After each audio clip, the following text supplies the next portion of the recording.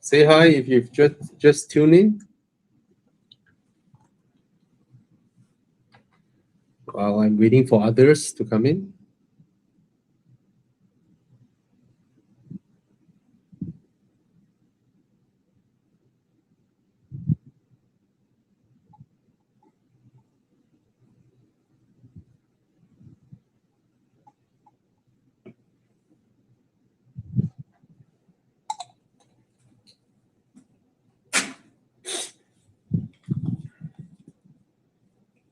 Hello, hello.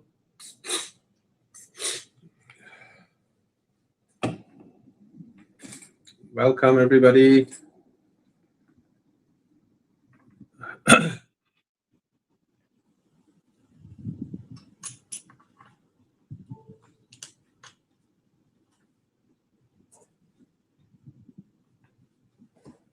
Good evening, good evening.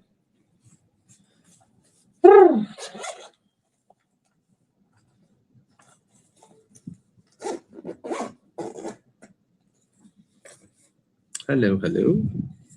Sorry for my hair, just showered.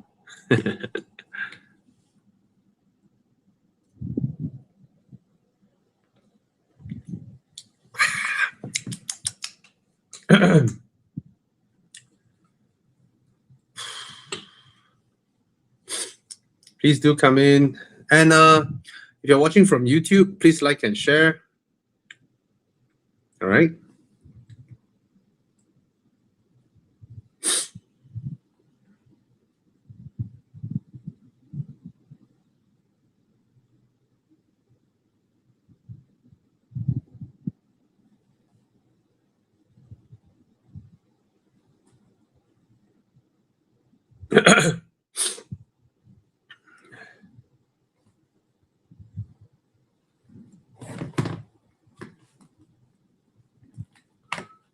Retro Havoc, very happening as usual. Anything happen there? Good evening, Corvin. Good evening, Shawnee866, Jensen, Lim Reason, user, blah, blah, blah, blah, Tan Yu Kit, Team HSI, Blizzy3333, Terence Leong, Iron Nom, Lex168, 168. Omar Grace, 1092. Hi, Bobby. DB11 V12 rear seats can fit adult. Can squeeze an adult that you don't really like at the back. Yeah. Yeah. Hi, Bobby. Is the 2021 Mini Cooper SE a good buy? It's 60K now. Any cheap car is a good buy. A barely 5-year-old Mini Cooper for 60,000 is always a good buy. Go ahead. Doesn't travel very far though. I don't think, objectively speaking, there is anything in the Mini Cooper SE that is better than the Proton Ermas 5, except the looks of the Mini and I assume the drive. But okay, I do like the Mini. I have no feeling for the Proton Ermas because it looks so feminine. It looks super feminine. So for me, of course, I would love seeing the Mini, okay? But given that it is the same price as the Ermas 5, to give yourself a clearer mind, okay? You go and test drive the Mini. If you like it, then you go and test drive the Ermas 5. Then see whether you still like the Mini, okay? I'm very sure, objectively speaking, there is nothing in the Mini that can beat the Ermas 5. Be it comfort, range, blah, blah, everything, practicality and all that. Okay. After you test drive the Ermas 5, if you still like the Mini, go ahead. Go ahead. Okay. Just to let yourself know that, okay. You know, I know what I'm getting into. Hi, Bobby. Is a 9-year car loan a smart way to get a better car, or is it a financial trap for young Malaysians? Well, for me, or you yourself, or your friend, if you know yourself is a financially responsible person, right? That means you pay your Maxis on time. You pay your rental on time. You pay your whatever broadband time or which one is it? Unify or Streamix? Unify. So if you know you're someone who is financially responsible, there is no reason that any car loan can turn into a trap for you, right? For me, because I'm using a portion of future money to pay for the car, I would always stretch out if I could. But the maybe I should. Sorry, yeah, been a long day. Okay, the key to getting a 9-year car loan, which is not a bad thing in my opinion, because if you know yourself is financially responsible, there is no reason like you pay everything on time, your phone bills, your rental, your whatever bills on time. There is no reason to believe that all of a sudden when it's a car loan, you will end up in a financial trap. But in order not to end up in a financial trap, you have to really make sure you still like the car 9 years down the road. A lot of people bought a car out of a sudden itch and a sudden urge, right? Not really sure whether the car is for them or not. They just like the car and buy. And then 4 years down the road, they realize this car is not suitable for them and they want to sell the car. That's when they fall into a financial trap whereby they owe the bank more than the market value of the car. That's when they feel extremely frustrated and then they blame me. Understand? Let's say if you are a young family, you're like I mentioned this in an earlier show. You have a young family, your son is 5 years old, your wife is pregnant now, you love the Mazda 3, and then you go and buy the Mazda 3, right? You even bought the 2-liter version, 170,000 or 160,000. All of a sudden, after your wife gave birth to the little baby, you put the little baby on a car seat behind, and you still have your young son behind, and your wife need to sit in the back to take care of both of them. That's when you realize, oh shit, I need an SUV. And then you look at your bank value. Oh shit, I owe the bank more than what the car is worth now. That's when you fall into the trap. So be really, really clear on your want versus your need. Okay, if both matches and it's a car that you like, then go ahead.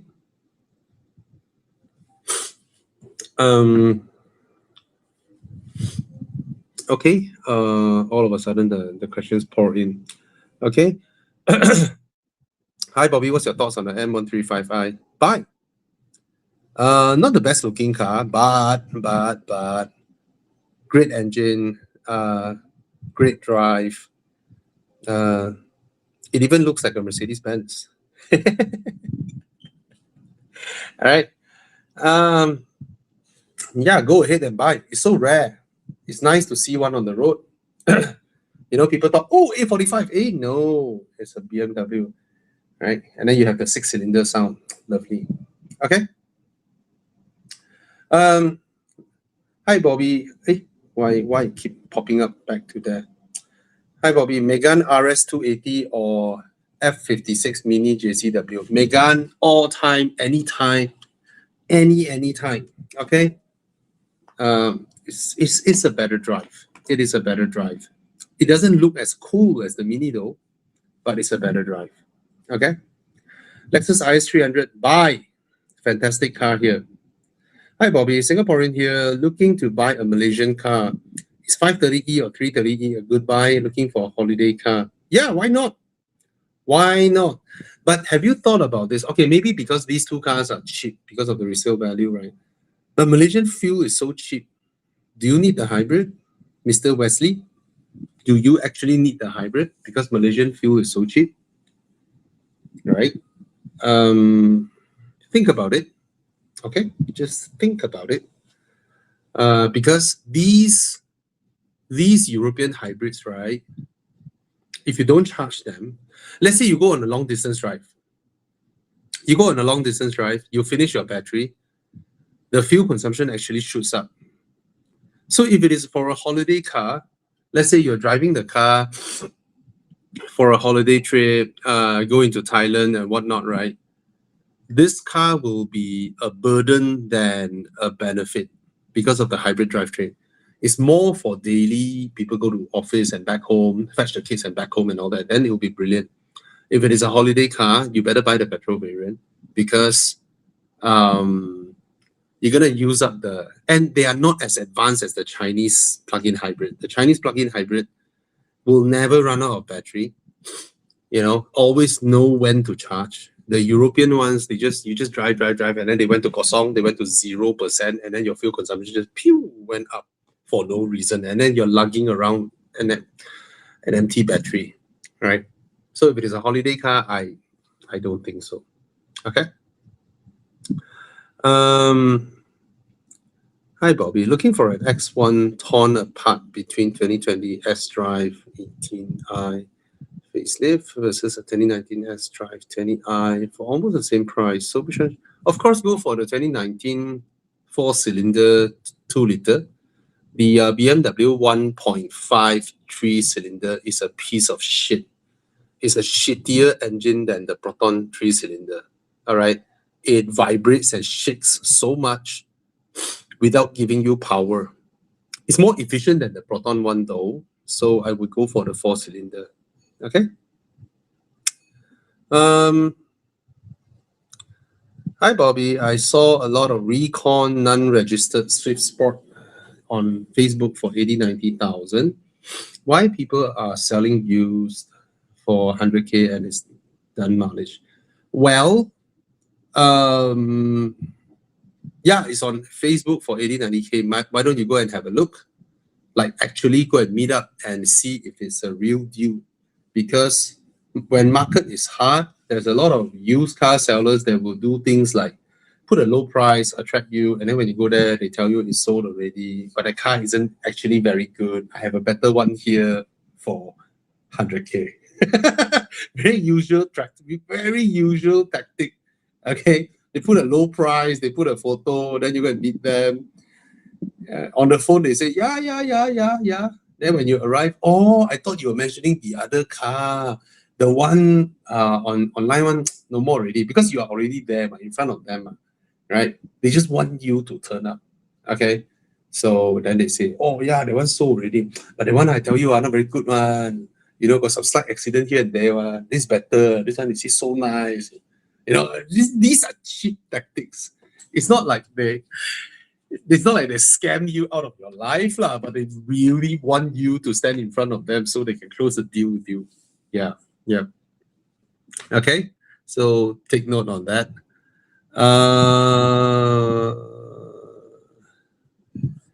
Okay, this one. Hi Bobby, what's your take on EV future for BYD going forward? I'm not sure. I am not sure because I really am not sure. I just find that this government trying to use policies to satisfy the lower income segment in Malaysia, trying to make them feel good. And of course,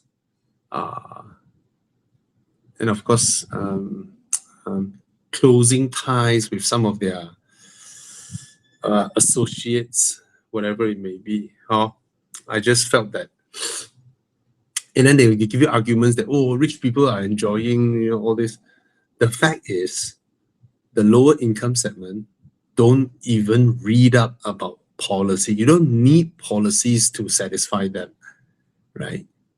They just want you to help them directly. So why don't you just help them directly? You don't need to change policies that they don't care. They don't even know when it will trickle down to them. And then what you are only doing is just penalizing the middle income, the middle upper income, to hold back on their investments and hold back on their business expansion. You make the middle upper class fear they stop creating jobs. And when they stop creating jobs, the first to suffer is the lower income segment, which is actually very, very stupid, right? Just do what Najib do, right? Just go ATM, then go Pasar Malam. And people are happy. I don't know, man. So I don't want to comment on this because I really have no idea. I really have no idea. Okay. But I don't think BYD will back down. Huh? No, I don't have to worry buying BYD just because you think they will pull out, man. They won't. La. They won't pull out. La. Right? Who's their partner? Sime Darby. Right?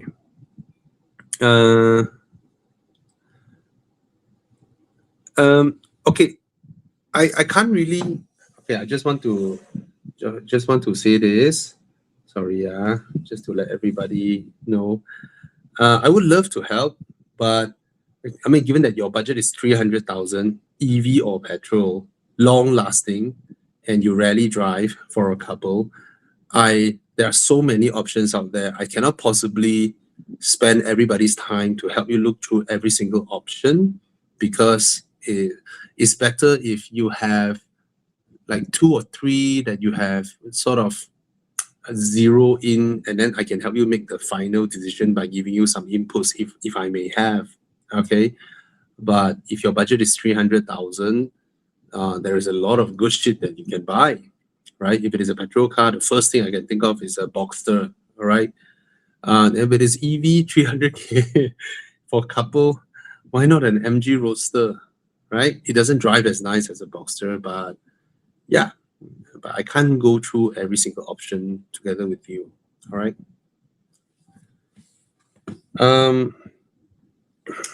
Leonard Leo asking, hi guys, looking at the Mazda 6, 2.5 or 2 liter, looking to spend around 1K a month in repayment. Or any cons to look into these cars? I would go for the 2016-17 2.5 because that engine is fantastic. Okay, and Mazda did not make huge changes in 2018. So yeah, the 2.5 is fantastic on the Mazda 6. Brilliant car. Of course, the road tax is high. So it's up to you. You want 380 ringgit road tax or the 800 plus in the 2.5. Okay. Any cons? Now that these cars are about 10 years old, Mazdas are generally reliable, just that check for sounds coming from suspension and all that, right? But generally, give it a thorough fix up. They're fine. They're fine. Quick thought on the current gen Corolla Altis. There's very little reason to buy it. But if you really want to buy it, then you go ahead, but there is very, very little reason to buy it.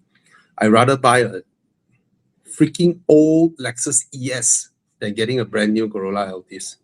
Okay? Okay. Hi, Bobby. How much, in your opinion, is the comfort improvement going from C segment sedan to a D segment sedan, like from a Honda Civic to a Toyota Camry? Actually, quite a bit, but new Camry, right? They're trying to make it sporty, so it's a bit of not here nor there now. You know, the new Camry has such a tight leg room at the back for the size of the car. I wouldn't really recommend it anymore. If you come from a Honda Civic and if you're in pursuit of comfort, maybe you should look at Lexus, or even a used Lexus. Okay. Yeah. I think even a 10-year-old Lexus will outlast a brand new Toyota. Put aside Crown. Okay, Crown is different. Crown is absolutely different. But if you tell me that a 10-year-old ES is the same price as a Vios, I can guarantee you the Lexus will outlast the Vios. Confirm. So I'm not that satisfied with the new Camry's comfort levels. They're trying to make it sporty, which is a little bit silly. And Honda Civic is such a high standard. So you gain a bit of leg room. Other than that, what do you gain? Why do you want to sell your Honda? What's wrong with your Honda? Can you answer me that? What is wrong with your Honda that you feel like changing? Or is, warranty ended, that's why I want to sell my car? No lah, don't waste money. The improvements are very, very minor. Provided you tell me that, Bobby, I'm driving a Honda Civic now, I'm aiming for the Toyota Crown Recon. Salute, go ahead, Crown.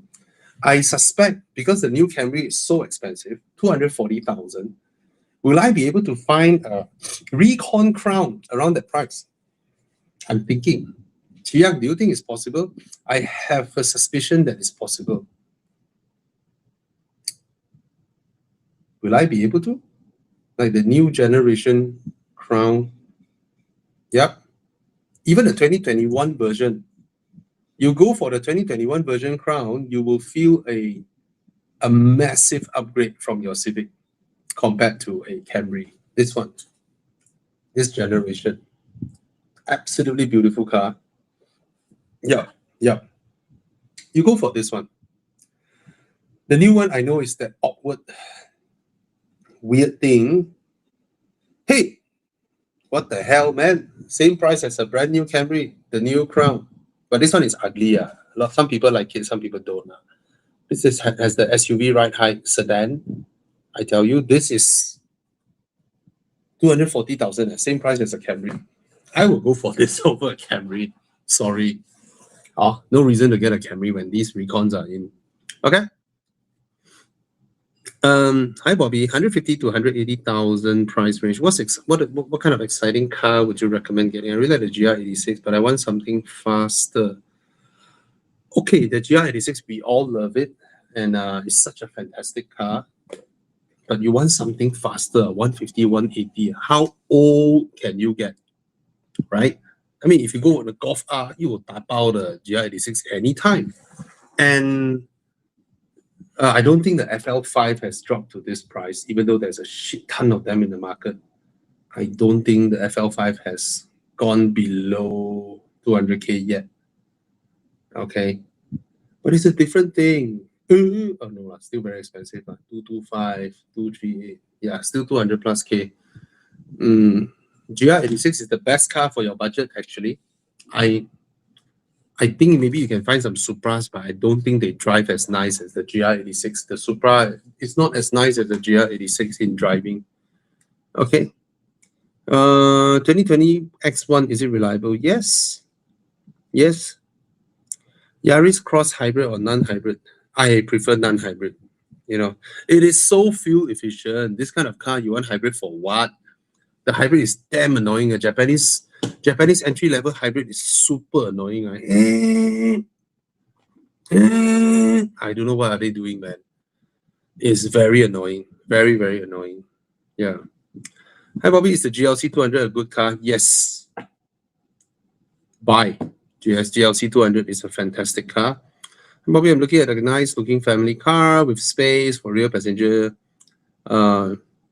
They always complain of headache when sitting at the rear seat. Who? But I just returned the C. Okay, I tell you what. I just returned the C9 PHEV, and I took a test car that I really miss and like, and I've driven many times. The XC90 plug-in hybrid. Oh, I tell you, man. I still love the Volvo interior. I still love the Volvo smell. I still love the Volvo steering, Volvo drive.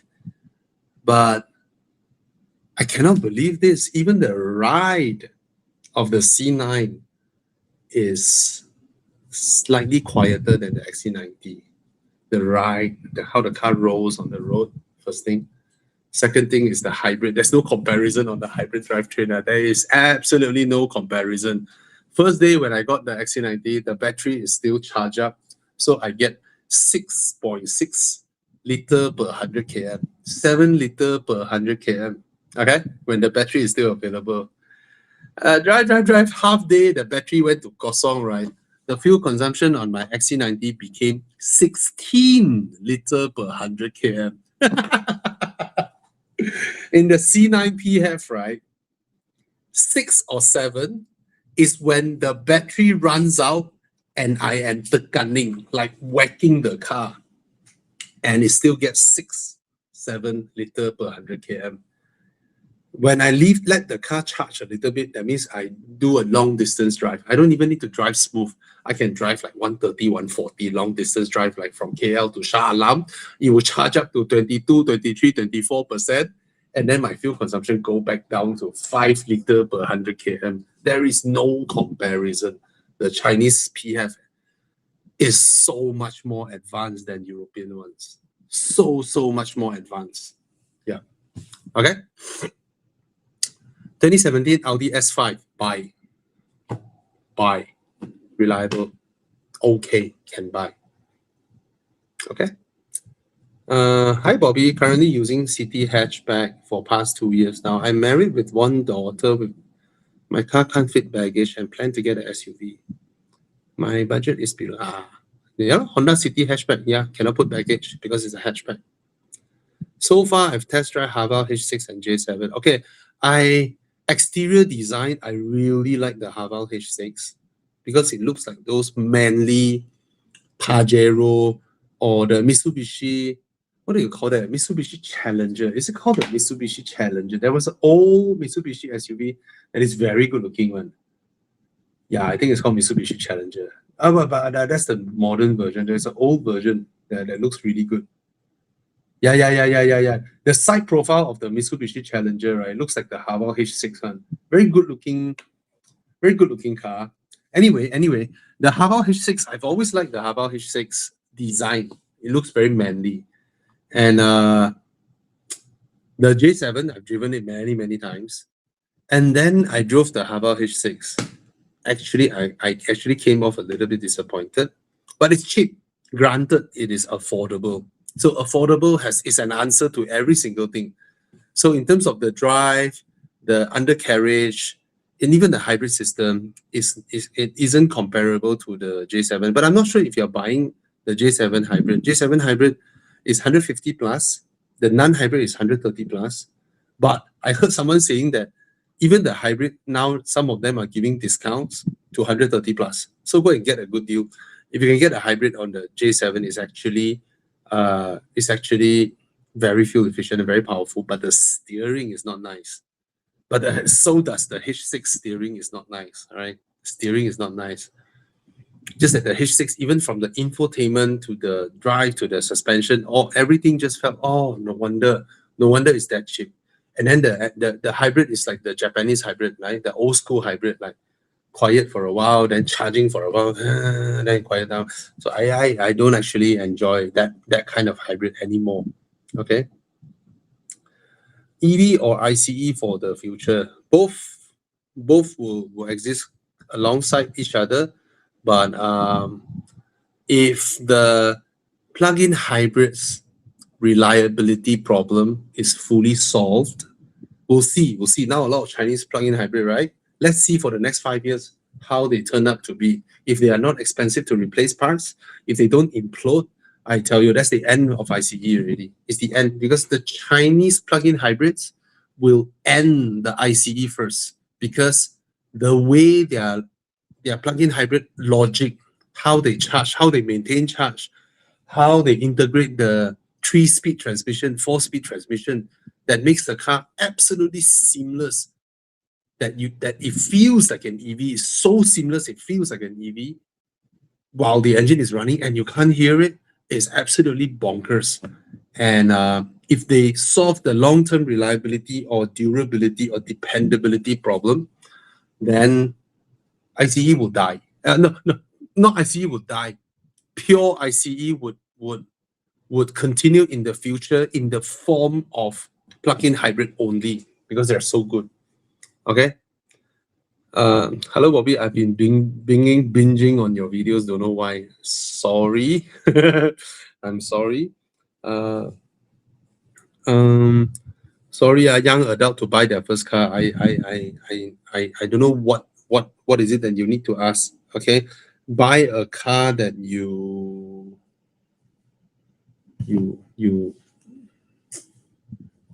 any tips for young adult to buy their first car? There are two ways to go about it. Either you buy a longer loan aspirational car and push yourself to work harder, join the social circle or whatever, or you do the cheapest. Okay, if you're in like insurance or property and whatnot, right? Actually, it works to push yourself. It works. But if you go to office, sit on your desk, you are a graphic designer, you are caged the entire day. There is absolutely no reason to use a car to push yourself, because you are not in the environment or in the job to be able to push yourself, right? Or if you're doing insurance, if you're doing real estate, if you work harder, you earn more. In graphic design, in whatever, you work harder, you die faster. That's it. That's okay. Bobby, what's your take on the Ermas 5 Premium? Ermas 5 is fantastic, just that in my opinion, it looks so feminine. It makes me look gay. I cannot. I personally cannot, but I know it's a good car.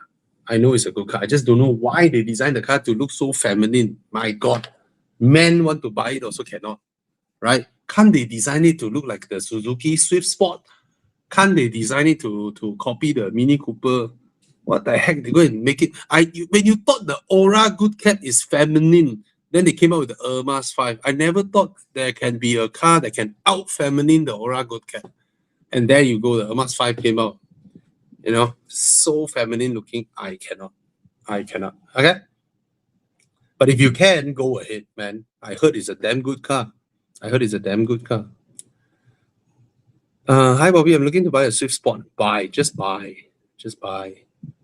No lah, the market is damn cheap already. This car, I don't think it will significantly go down further, provided you cross the 10-year-old mark.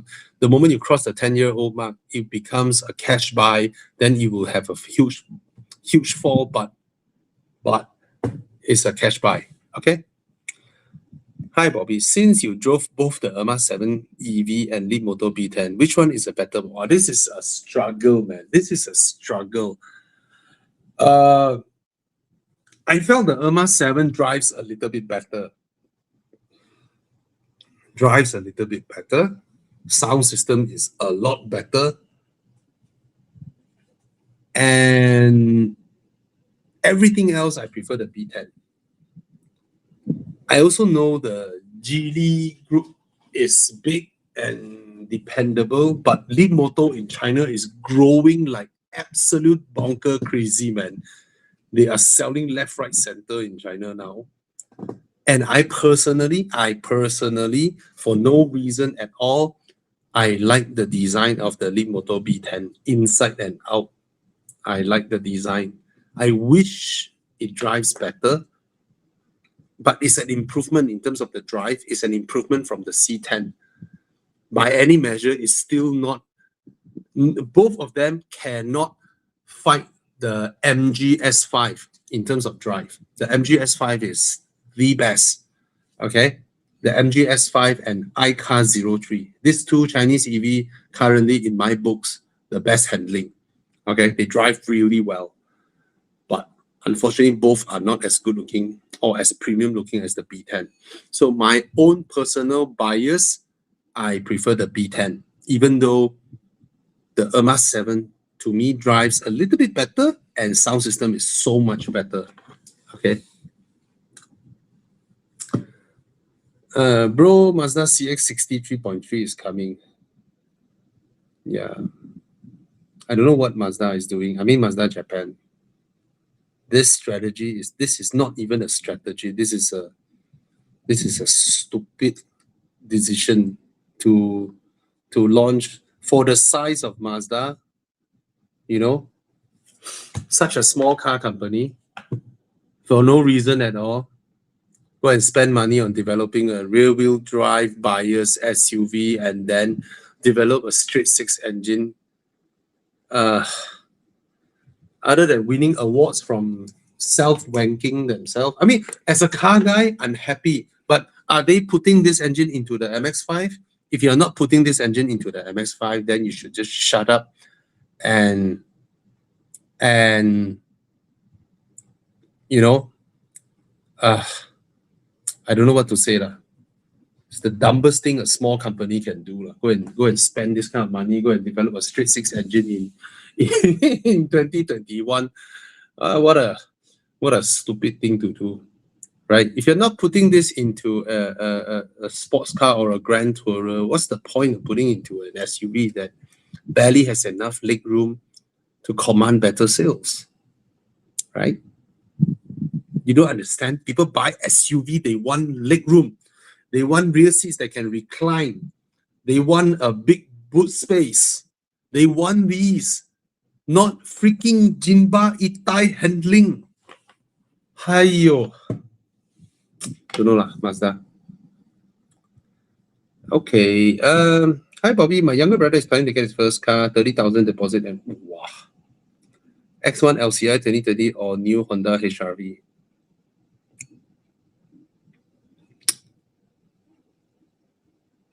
I don't think a 2020 X1 is better than a HR-V by any significant. If it is the current X1, it's a good car. But the 2021, I'm not sure how much better it is than a HR-V. And you plan to drop 30,000 for deposit. Why you want to drop 30,000 deposit on a brand new Honda that costs what? 130,000? Save the money in the bank. Just get the full loan. Just get the maximum loan out. You see, these are fast depreciating cars. Okay. I don't care in this time and age, even a Honda or a Toyota depreciates like nobody's business. Okay. To drop 30,000 is the dumbest thing to do, I think. Just keep your money in the bank. Take out as much loan as possible on the car and just slowly pay it and use the car until the car die lah.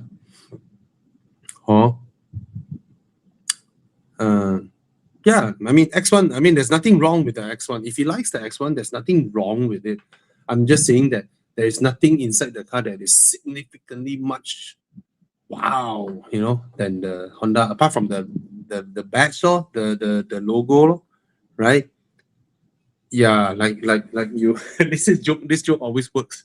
Like you roll up to the valet in your X1, right? And then the last spot is parked by the Honda HR-V. And then he passed his key to the valet. He feel very proud. He took the last spot. And then you are a BMW X1. You look at the valet look at you. The valet will drive his Honda to the basement and let you park on top of. You know, these things happen. Okay.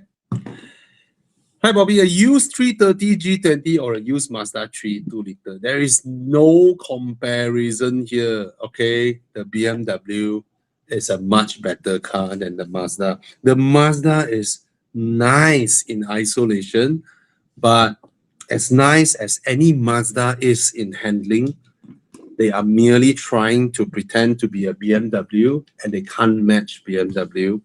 And not just that, in practicality, they also cannot match BMW. In infotainment, they also cannot match BMW. So there is no reason to buy a used Mazda 3 over a used BMW 3 Series. Okay. All right. Yeah, if you can afford, go for the 330i. Hi, Bobby. I currently have an EQB 350, which I will return early next year once. Oh, you're not Malaysian, huh? The efficiency is very bad. Yeah. I have a 200K budget and my short list.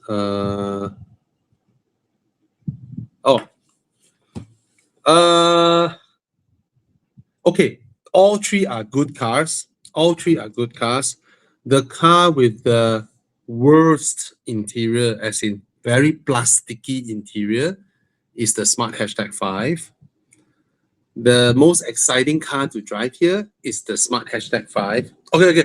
Granted, to be fair, I drove the Smart Hashtag 5 Brabus. It's the most exciting car to drive here.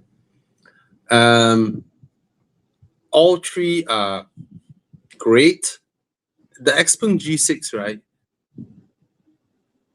is very biased opinion. The car is comfortable, drives well, perform nothing wrong. During my test drive, right, there is nothing wrong with the car apart from me not liking how it looks.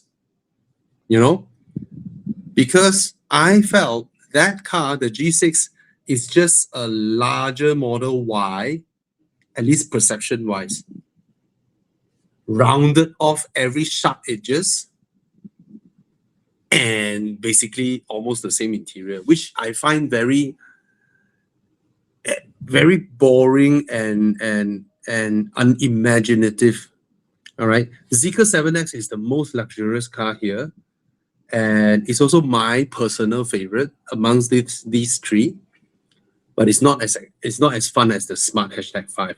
My wife actually prefers the Smart Hashtag 5. The Smart Hashtag 5 feels, let's say if you're someone with a little bit of tattoo here, you wear your cap behind, you wear some Bermuda shorts, with a basketball jersey, the Hashtag 5 looks cool, looks lifestyle. The Zeekr 7X looks more uncle, looks more refined, but it's a handsome car. And interior-wise, the 7X is so luxurious. Your Mercedes EQB cannot even match any of these, okay? All right. Hi, Bobby. Which would you choose, a 987.2 or a GR86? Both around the same price, putting aside maintenance issue. Putting aside maintenance issue, I think the GR86 is so nice to drive. You cannot ignore maintenance issue, because what I mean is, if you buy a GR86 now, tomorrow you can drive the car in this manner. Pump, pump, pump, pump, pump, pump, hit the rev limiter. You can drive 910 on the car and reach home with the aircon cold. To buy a 987.2, to enjoy your car to this extent, you need to fully rebuild the car and probably cost more than the car itself. You get what I mean? You buy a 987.2, right? Currently, you will not be able to fully enjoy the car's full potential capabilities because of the fact that it is that old already. And when you spend so much money to restore the car, you may not felt compelled to drive it to that extent. So I would say, if you love the drive, if you want to buy a car to enjoy, the GR86 currently is the better choice than a Cayman. Okay. SG Karma, the only Ferrari FF is selling at 61,000 depreciation. Hey, Singaporean, don't. Sorry, Polar Rap. I'm a Malaysian and I don't understand the lingo. What do you mean 61K? I don't understand. At this range, I can shortlist McLaren, AMG GT, Huracan, Aventador, and even a DB11. What do you mean by 61K depre? That means you buy the car now, you foresee in the next whatever cycle towards your COE ending, you will lose 61K, right? Am I talking about right? Because Singaporeans no longer look at buying price. They look at exit price. That means if you get a car for 400K and you can sell 400K, the car is free, right? But if you get the car at 400K and you can only sell at 339K, that your cost is 61 depre. Am I right? Am I assuming this? I think so. Can't be any other manner. So if that's the case, if you want a car that is actually comfortable and you can drive long distance, I think the FF lah, right? Oh, I love the FF, man. I love the FF. But out of all this, if you want the most modern one, I think is the DB11. Yeah, based on car life remaining. Wow, I'm so smart. So, wow, Singaporean really see past. You see, guys, Malaysian, learn from Singaporean. They see car buying prices on exit, not entry. Because if you bought a car at this price, and then for the next few years, you exit the car, it's already calculated for you. You can definitely exit. You have the comfort of knowing I'm only going to spend 60K on a Ferrari FF. Doesn't that make them sound so sophisticated, and suddenly car buying becomes cheap? Because it's not how much you can enter, it's after you enter how much you can get back. Rich people think differently. Huh? I think if you want full drama, the Aventador will give you full drama. But Aventador comes with so much problems. Drivability, reverse parking is a pain. But of course, the social media rewards is nice if you're willing to blow up your engine, right? Give it the fire tune. Yeah, extended fire tune. Shoots fire. Yeah, lor. So if you are buying to do long distance drive into Malaysia and Thailand, FF is fantastic lah. Okay? I love Singaporeans, man. You guys are so rich. Is the Hyundai Ioniq HEV a good buy? Okay, lor. I don't know the price, but okay. I've never heard any problem with that car before. Okay. Never driven the M8 convertible before. Yeah. M8, yes. M8 convertible, no. Oh, but very short lah, M8. But yeah.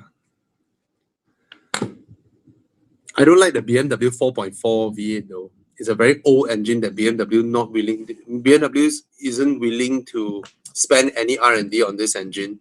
So it's the weakest V8 bi-turbo amongst the three Germans.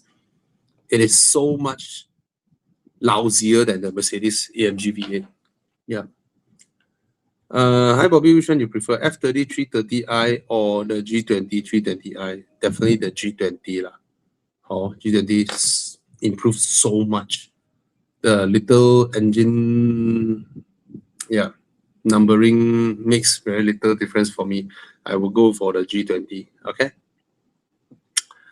Hi, looking for a B7 SUV, 31-year-old, for my 31-year-old girlfriend. Oh, you're such a nice boyfriend. A used HRV 1.5 turbo, cross Mazda CX-3. We also look at Jayco J5, but she don't like it at all. She said the door too heavy. Well, buy what she likes. Just buy what she likes. If she likes that, just tell her to go for that. No need to reason with her. Oh, no, this car got this car got that. No need. She like, buy only. But every time I felt there's something that works for women, it makes them very happy and makes them very willing to have sexy time with you. Okay. Sorry, I'm too old to feel any taboo for this. Right? For the same budget, buy a Mini for her. Yeah, buy a Mini.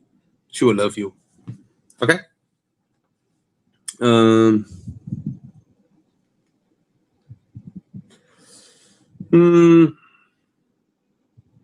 Hi Bobby, looking for a comfortable family EV SUV. Looking at Erma 7 and the new Atto 3, which one would be better? Or did the new Atto 3 improve the interior?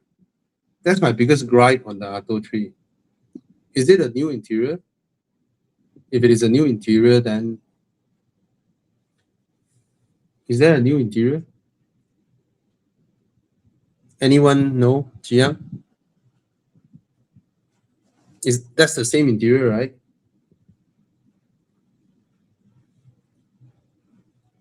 Is there a new interior in the new Atto 3? No. Okay. Looks slightly same Isn't that the same interior?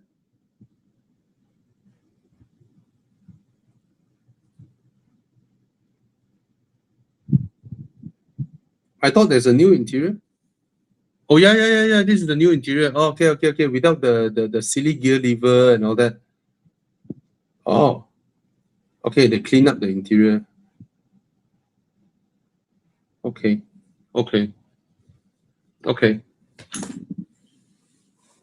It's still a smaller car than the Erma 7 though. Oh, it still has that stupid guitar thing.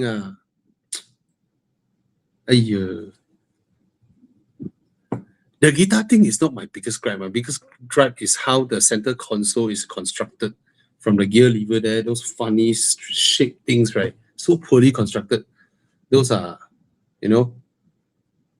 But if they change all that, then probably it's nice lah. Oh, it's a good looking car. BYD infotainment is so boring. Do you guys felt that? BYD screen, right? So big, but nothing to do. Nothing. There is absolutely nothing to do from that big screen. I do not know what's that big screen there for. Every time I go into a BYD, right, I'm like, at least Geely Group car, right? You can play with the car, right? You can turn the car around and do things, right? BYD, you have a large screen and suddenly it's like, what do I do with the screen other than poking around the edges or the button on the edges, right? And then the screen is just a large wallpaper. It's like, huh? Yeah. Huh? But BYD being BYD, I heard that they increased the range massively in the new Atto 3. So if you like how the car looks, which the car looks very handsome actually, this kind of design actually will last a longer time. I just felt that the interior doesn't match the exterior. Whereas the Erma 7 or the Erma 7 sound system is nice, the interior design is nice, very spacious. It's also a good looking car. Yeah. Huh?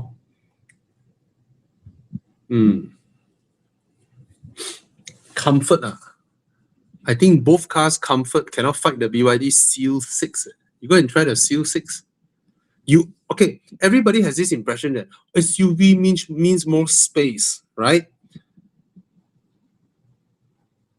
You try both cars, the Erma 7 and the Atto 3, and then objectively look at how much space you get in the car, how much luggage in the boot you can fit, and then you go and test drive the BYD Seal 6, the 100,000 ringgit Seal 6. The Seal 6 is the most comfortable car I have ever sat in. It's not nice to drive. It's very soft, you know. It's not a sporty handling car.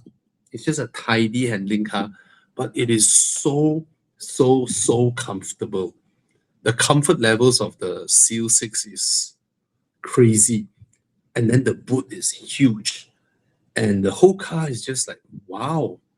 You know, you have to understand, in China, two cars that are 3-4 years apart, right, is a multi-generation improvement compared to Japanese cars.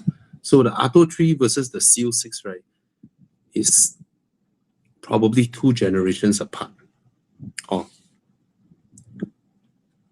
Sorry, we don't have the Song L here. What is the Song L? I have no idea what's the Song L. Okay, I have no idea. Hi, Bobby. How can I tell if a car is comfortable for long-term drive? I test drive a car with my parents at the back for a short drive. It seems okay, but I can't tell how it would be long-term. Long-term, you mean long distance, right?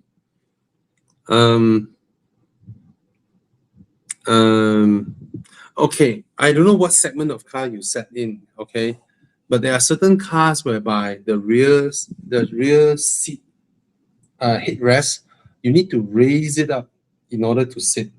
All right, when you put down, it makes your back uncomfortable. They force you to pull it up. But when you pull it up, right, your head is pushed a little bit like that. And it's not comfortable for long distance one. Certain cars, they have the rear headrest just nice at the curve of your neck, right? You can rest like that. It gives you very good comfort on long distance. And then that's the angle of the seat back, okay? Go and check out the Kia Sportage or the Hyundai Tucson. These two cars have the most extreme seat back on non-expensive cars, you know? Non-expensive cars, then like 150, 160,000, right? The angle of the seat back is fantastic and a lot of leg room. When you have a lot of leg room, you feel very comfortable at the back of a car. Tight leg room is always a no-no, you know? And then there is the angle of the seat base where your butt is sitting on, right? A Honda Civic has a very low cushion, so when you go in and out of the car, it's a bit difficult for old people. But after they are sitting in there, because it's low, you stretch your legs out, right? It's actually comfortable. It's the same logic as when you sit in economy class planes. They raise the seat so high to reduce the stretch of your legs so that your legs pull back, and it becomes so tiring in long distance because they raise it too high. Okay? So These are just some of the things I can tell you because I do not know what else you're looking at. Okay. From Terence here, thinking to get a 997.2 4S or a 991.1 4S. Why do you want a 4S? Yeah, I've driven all of them. Why do you want the 4S? Generally speaking, the 991 is a more dailyable car than the 997. It's more spacious inside. It's more luxuriously appointed inside. It's a nicer car inside than the 997.2. Usually people who at this time and age will go back to buy a 997 are actually people who have bought so many, like they have their Lambos, they have their new Ferraris, they have their new Porsches, and they suddenly want something classic. Then they go 997. Okay. So 991.1 I think is a better choice. Although I personally prefer the rear wheel drive, but I think 4S also okay lah, all safer lah. Okay. Hi Bobby, I'm looking for a way to reduce bumpy feel and feedbacks from the road. Does changing Kimho X-Star 71 to Michelin SUV or Primacy 5 help? Tires can only do a little bit. Okay. You go and do foaming. You go visit KL Auto. Sorry guys, my hair is damn annoying. Sorry, yeah. My hair getting too long and always do that. Go and do foaming. Go visit KL Auto, visit Desmond. You can PM us, we can hook you up. Okay. Yeah. KL Auto Desmond, go and visit him. This one can transform your car. Okay. And for your tires, actually,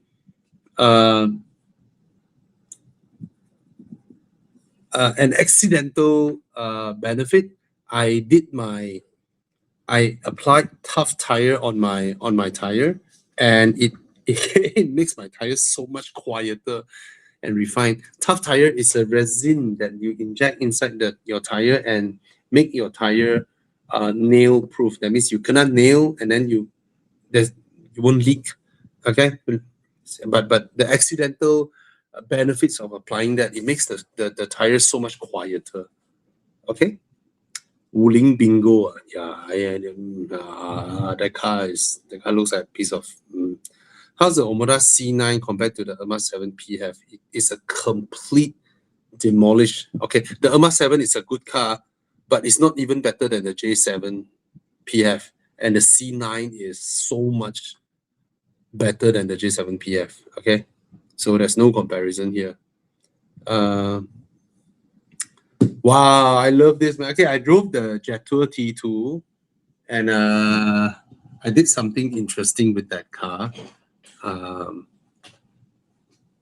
Because that week when I got the car, right, I wonder, because all the news, like 2-3 weeks ago, there's all the news about, the government wants to have a policy to reduce T20's Broody 95. You all heard that news, right? About a month ago, 3 weeks ago.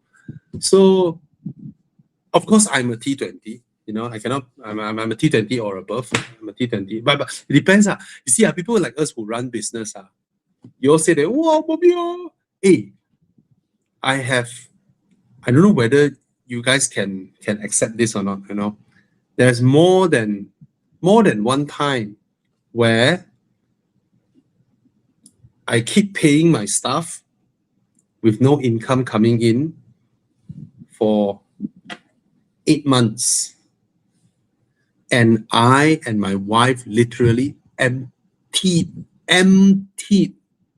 our savings, our bank accounts, and my company bank account all went to zero. So am I considered B40 during that 8 months where I got song out my savings and my company's money to pay my staff, to make sure they can pay their cars, they can pay their home on time? 8 months, no income. But the difference is people like us chill only. Because in our mind, can find one money, need some time only. Anyway, so I got the Jetour that week. And And apart from driving the car, because I've done the review, right? So I was like, hey, okay, at first I liked the car, so I keep driving it. And then a thought came up. For my usage, is Budi 95 enough to last me a whole month, sending my kids and back and all that? So I did that on the Jetour T2. Yeah. Anyway, heard the T2 PHEV is coming to Malaysia. Oh. So the Jetour T2, which Jetour is under Chery Group, okay? It has a primitive drivetrain, primitive as in 2-liter turbo, dual clutch, okay? As you know, dual clutch gearboxes, you will always feel the coupling and decoupling, okay? And that's the nature of dual clutch. So I drove the car, it's all right for me, but of course, I also know Chery Group has that amazing drivetrain, which is their super hybrid system.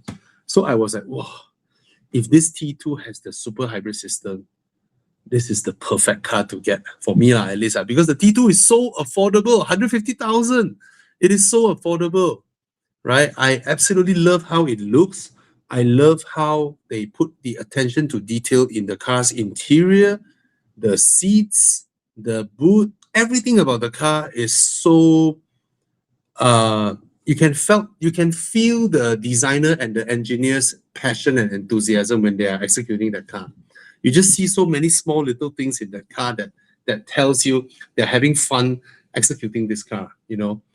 I like everything about it, except the drivetrain is pretty primitive, right? Compared to its modern interior. And I was like, wow, if this car has the SHS, but I don't know what's the price it will end up, right? But if it has the SHS and then the price is reasonable, right? Wow, this is one car that, I really like, you know. It doesn't drive half bad. I don't know, some people comment, wow, it drives like a boat. Hello, have you driven a G-Wagon? Do you know what does it mean by a tall, big SUV? You bring the car to corner. Logic lah. Some people really wait, this car is shit lah. I corner it, it feels like a boat. Bro, go drive the G-Wagon. If you have driven one, it's also like a boat, right? Anyway, Jeep Wrangler is also a boat. Okay, hi Bobby, plan to change my Volvo S90. Oh, I love the S90 to XC90 T8, or should I go for other PHEV SUV?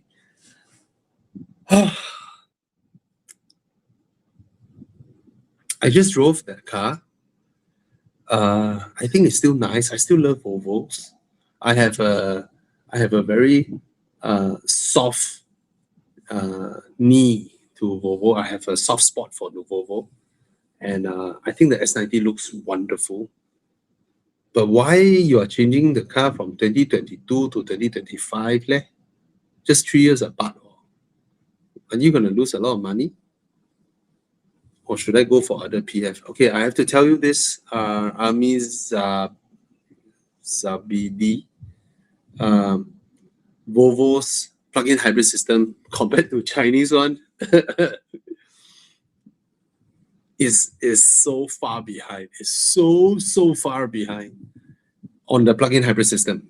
Okay, in terms of efficiency, in terms of power, in terms of smoothness, in terms of quietness, in terms of charging, it's like comparing a carburetor engine to a direct injection engine.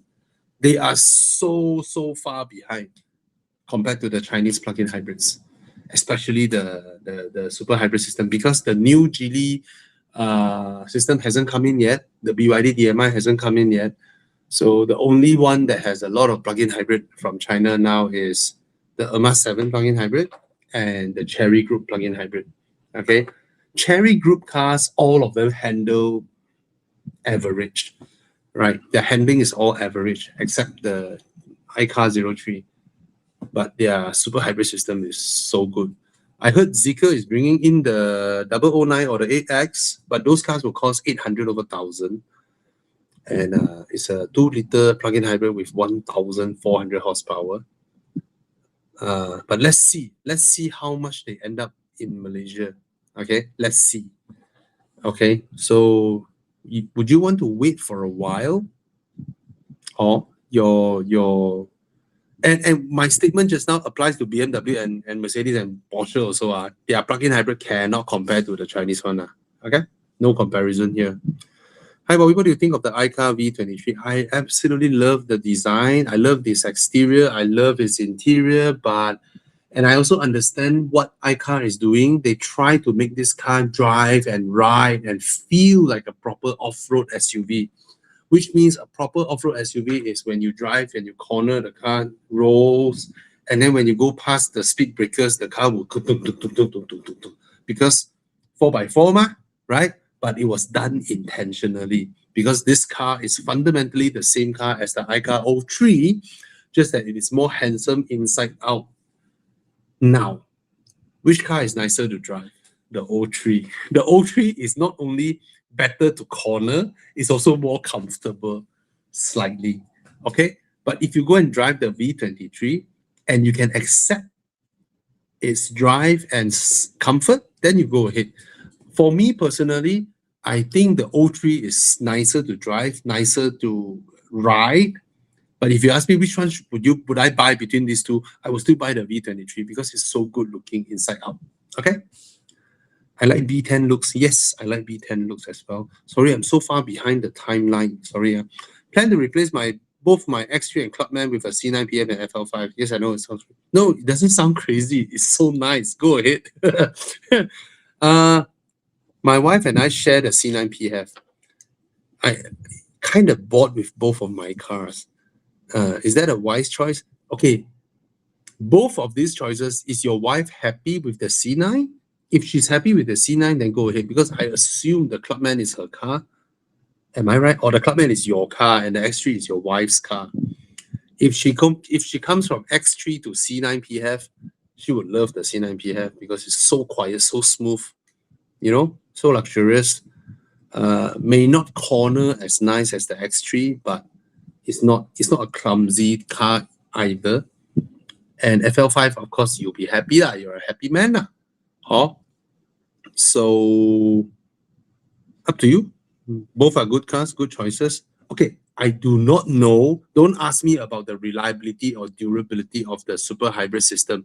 I have no information yet because the J7 PF arrived last year. The C9 PF arrived this year. I do not know about their long-term 3-year, 5-year durability. Okay. Well, today very serious questions or buying questions, very serious. 276 people here. Hey, if you are from YouTube, please like my video so that it reaches more people. Okay, give me a like on that. Let me have a look on my YouTube. I don't think everybody comes in on my channel, right? I believe some people are watching from Tana's channel. Go ahead, give Tana's channel a like as well, and if it's on Con's channel, also give him a like as well. Okay. Okay. Why I don't see it on my channel?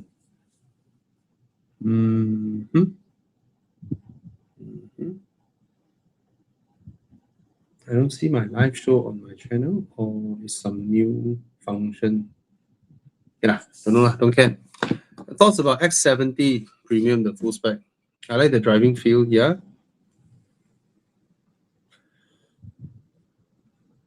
Go ahead if you like the car. Nothing wrong with the Proton X70. Okay, which one holds its value longer? Which one drives better in stock? I think both are similar, right? Currently, the GR86 value is so low. There's no need to discuss about, Toyota resale value very good. You'll go and check out the GR Yaris and the GR86, how the resale value has... Okay, because on sheer number, nothing to do with the car being bad. It's just the sheer number of cars coming in. Okay. Hi, Bobby. I'm planning to buy a fun weekend car that's rather modern and reliable. My current picks are between MX-5 or the GR86. Which is your opinion?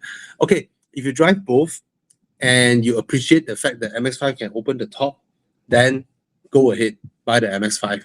But if you are a very keen driver, you can tell the fact that the GR86 has a much better engine than the MX-5. And then in terms of handling finesse, the GR86 is also better than the MX-5. If you're that kind of driver in pursuit of absolute fun, illegal driving, then you go with the GR86. If not, if you just want weekend fun, enjoy, the MX-5 is the better car because you get two cars for the price of one. Okay. What is the best, very reliable used petrol car for 55 to 70,000? So then a Toyota or a Lexus. Toyota, don't buy the B segment if you want absolute reliability. Absolute reliability, it has to be D segment, and or a Lexus if you can find a Lexus that is that cheap. Okay, don't buy hybrids also. Okay. Hi Bobby, I'm planning to get a FL5. Buy. Fantastic car. It is a fantastic car. Okay, yeah, that's the thing. Okay, there was BMW horror story on their hybrid when the X5 2-liter first came out, but now you don't hear BMW have horror hybrid stories anymore, right? Also Volvo as well. That's why I said, don't. Okay, can I ask you this question?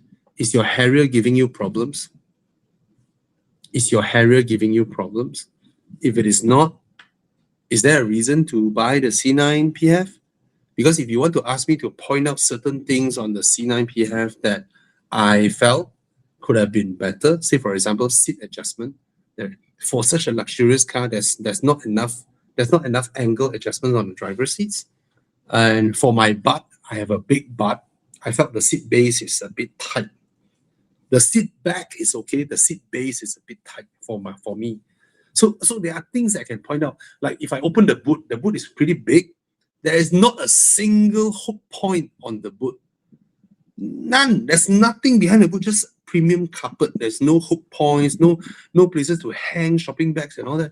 I find it weird, right? So if your Harrier has no issues, do you have a rush? Or you watch my video and then you feel very itchy and then you want to buy the car? I don't get commission now when you buy car. Okay, I don't get commission at all when you buy car. All right, so make sure you really, really want the car first. Okay, provided you're telling me that currently you have a Honda City, then go ahead. But if you already have a Harrier, right, which is also a very spacious, very nice SUV, just that, and it's also, I don't think it's high fuel consumption also, your Harrier, right? Do you need it? I'm not sure. Okay. Hi Bobby, is the Mercedes-Benz G-Wagon 350D diesel a good buy? Smart. The smartest people are the people who buy a G-Wagon and did not pay the silly price tag for the 63, just for the and then high fuel consumption, high road tax, blah, blah, blah, blah, blah, blah, blah.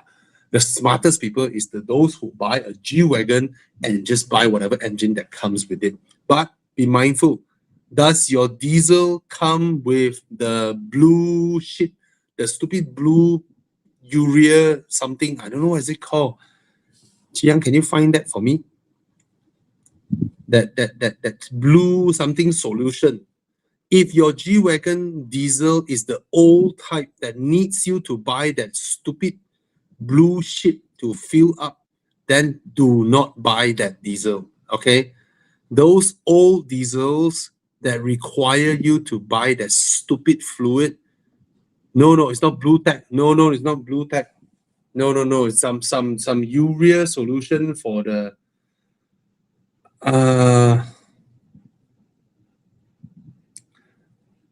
what is that called? The stupid liquid. AdBlue. Yeah, AdBlue. Okay. If your G-Wagon requires AdBlue, do not buy. AdBlue runs out, your car will die there. Your car will just die and sit there. No joke. No joke. Do not buy that. That's a piece of shit technology. Stupid people invented that stupid shit just to take care of the environment. Yeah, that's the dumbest shit ever that comes out from Germany. Okay. So, but if it is the standard diesel engine, then go ahead. But if it is with AdBlue, don't. Provided someone can help you to delete the whole AdBlue system, the stupid AdBlue system. All right, and then change the ECU or whatnot. Okay, be mindful. If you have the N blue, it's gonna fuck you up. All right.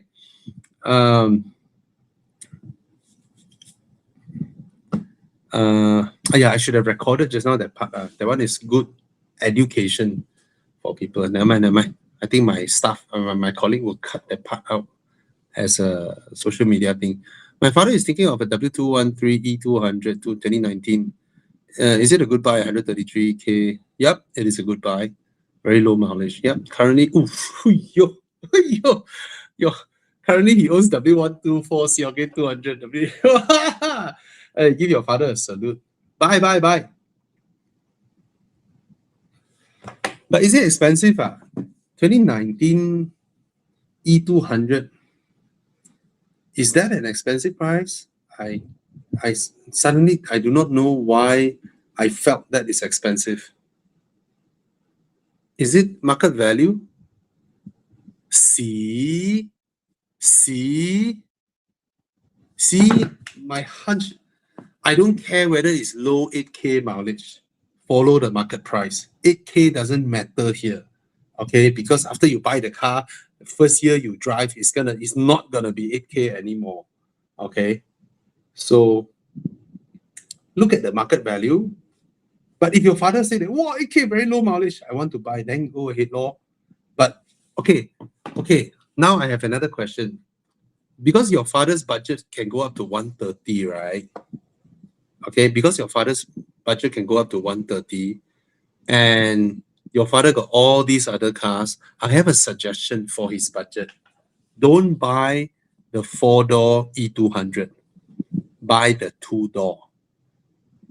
Buy the 2-door E200 and pay about 140K. Okay, your 140K will last you for a much longer time in resale value versus the 4-door. And your father will look so good in this car. Your father will look so sexy. Okay, some 48-year-old auntie will hit on him. Okay, because I gather because all these cars, your father is already not young, and he don't really need to use the rear seats. Why not be sexy for once? And your father is a car guy, Alpha 147, that's the hint. Okay, a 2-door Mercedes-Benz will forever be worth some money. A 4-door Mercedes-Benz will one day depreciate until the car is 8,000 ringgit, same as your mileage. But a 2-door Mercedes-Benz, especially a big one, will always hold value, regardless of the age. When the 4-door has depreciated to 10K, 8K, your 2-door will still be 50K, 60K one day. Tell your father that. If his budget can go up to 133, top up 7K, offer 140K to this dealer and get the car off him. He don't need the rear doors. Okay? Do that for me and he will have a fantastic car. He will look so sexy in that car. Okay? Don't get the 4-door. Yeah, this part is also very good. I should cut out and post on social media. Okay, skip. Nothing important. And wait. Okay. Hi, Bobby. X540i or new GLE 450?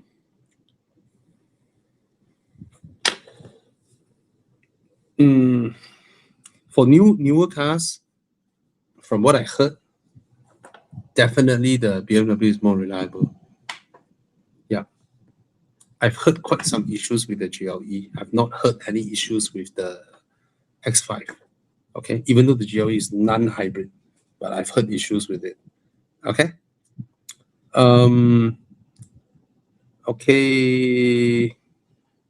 Yeah. Come on, this is stupid. What is going on? Blah blah blah blah. Okay. Anyway, guys, I'm gonna scroll. Oh, father is already 75 years old. Yeah. Okay, go ahead. Hi, Bobby. Any idea for 2017, 2018 Porsche Cayman? Buy, but can you afford the Boxer? Because honest, so many people who bought the Cayman regretted and then wanted the Boxster after that. So look at Boxsters also. If you can afford it, just get the Boxster, provided you're very, very clear, you know what you need. That means you know you want a coupe because you're going to go Sepang for track days, first thing. Second thing is that you know you want the coupe because you want a quiet cabin, you want to tint it dark, you have girlfriend, she can suck it with you. SAKIT, sorry, it's a meme from an incident. Okay, but I know I've seen so many people who bought the Cayman and then regretted that they wanted the Boxster after they got the Cayman. Okay, so if you can get the Boxster, then go ahead. Hi Bobby, any advice in getting a second-hand CX-8? CX-8 is a great car. Just buy. It's a great car. Hi Bobby, Singaporean. Yeah, calculate exit. Hi Bobby, was thinking of getting my first car. 2018 118 M Sport is my first car. Travel around 100k a day for work. Would the Sportline or M Sport be a better buy? I would say they are not important factors. I don't think Sportline or M Sport is an important factor in this car. 1.5 3-cylinder, not very powerful, very, very tight rear seats. Now, my question will come in. Okay, for the same price, can you afford a 3 Series? If for the same price, you can get a 3 Series of similar year, always get a 3 Series. Why? Because a lot of people bought the 1 Series because they felt it's cool, you know, they can afford it. They think it's cheap, hence maintenance is cheap. I tell you the maintenance is there's not much of a difference between 1 Series or 5 Series of similar year. There's not a big difference. Okay. But if you can get a 3 Series, right, the car will last you very long because it's actually spacious. It has a spacious boot. It's usable. It's comfortable, and your parents, your friends, everyone can enjoy the car together with you. As compared to a 1 Series, 1 Series, a lot of people bought it, and before they finish paying off the loan, they actually grow. They grow beyond what the car can do because the car is so tight. It has a rear seat that is so tight, a boot that is so small, it's not very useful daily wise, and they have to sell the car, but then they still owe the bank. They run into all these issues. Okay, so go and check out a 3 Series. Okay, I need to understand this question. What would you recommend to someone shopping for a car to last through retirement? A new Chinese PHEV or a used Japanese ICE car like a Toyota or Honda? To last through your retirement, get a Lexus. Get a Lexus or a Toyota Crown. Yeah. Lexus and Toyota Crown are built different from Toyota. Honda can't be compared to Toyota, and I have no idea about all the new PHEVs and the Chinese cars and all that. Basically, there is a basic rule of thumb. If your car is more advanced and more components in the car, there's more things to fail. But if you want a car that will just last you through retirement and will be reliable throughout, just buy a Lexus ES 250. Okay, a very, very proven, reliable engine, a comfortable car, spacious, and just lasts. You don't even need to get a 2-liter turbo Lexus. Just get a 2.5 V6 Lexus. It will last you for a very, very, very long time. Okay. I'm gonna scroll. Why this thing keeps popping up? Okay. Okay, I'm gonna scroll all the way down. If I skip your question, please come back to me. I just want to be on time with everything. Okay. Master Ting saying, planning to buy an A755 TFSI 2019. Love the vacuum doors and auto spoiler. Is the maintenance okay? Are there any alternative? But okay, let me tell you one thing. I, as someone who owned a car with vacuum doors on my Audi, and it's not vacuum, it's powered closure. They no longer use vacuum to close the doors. Back then, they used vacuum to pump air out of the car so that the air pressure inside is lower, so the outer atmospheric pressure will push the doors in. Now they don't do that anymore because the stupid pumps are made of plastic and they break.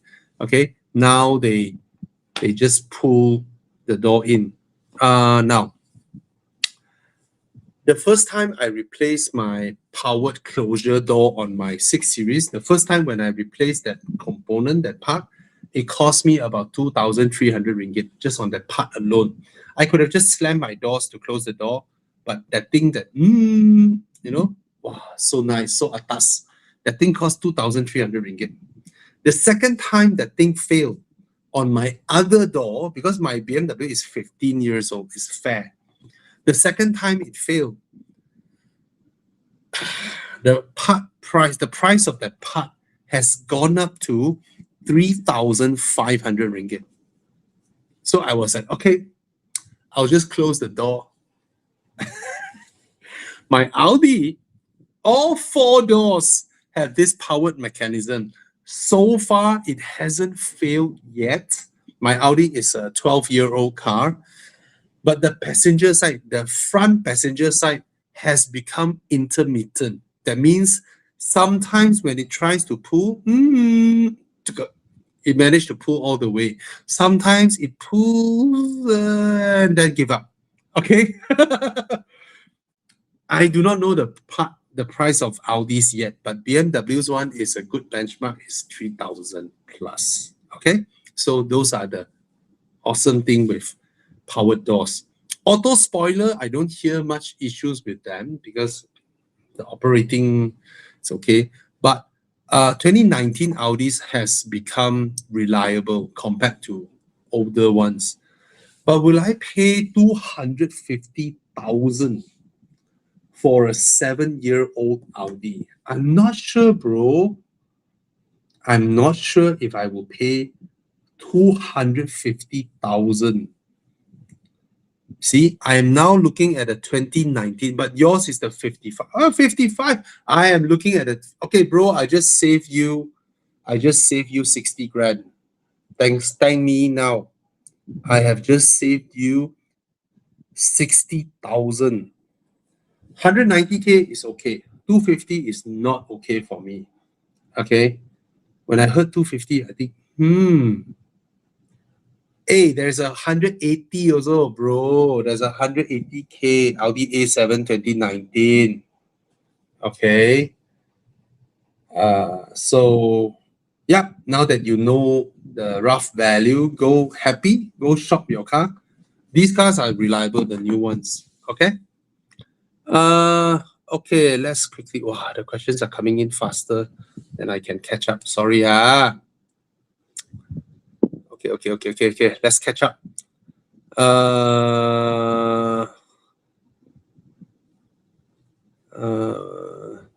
Guys, if you have a budget in mind, look around, find a few cars, and then ask me which is better. Then I can help you. You know, don't ask me to help you go through Muda to help you find a car because that would be unfair to other people. Hi, Bobby. I'm torn between the Irma 7 PF and the Leapmotor C10 Plus. Budget-wise, not exceeding. Okay. I'll be honest, when I drove the C10, not the C10 Plus, when I drove the C10, I'm not happy with how it drives. Okay. I'm happier with how the Irma 7 drives, driving-wise. Okay. But if you ask me which car would I go for, again, I love Leapmotor's design. Exterior, interior, plushness, all that is just so designed so well. Okay. And it's an EV. EV would have practically no maintenance compared to PHEV. PHEV usually have higher maintenance than normal petrol cars. Okay. Yeah. But the Irma's PHEV is also pretty good.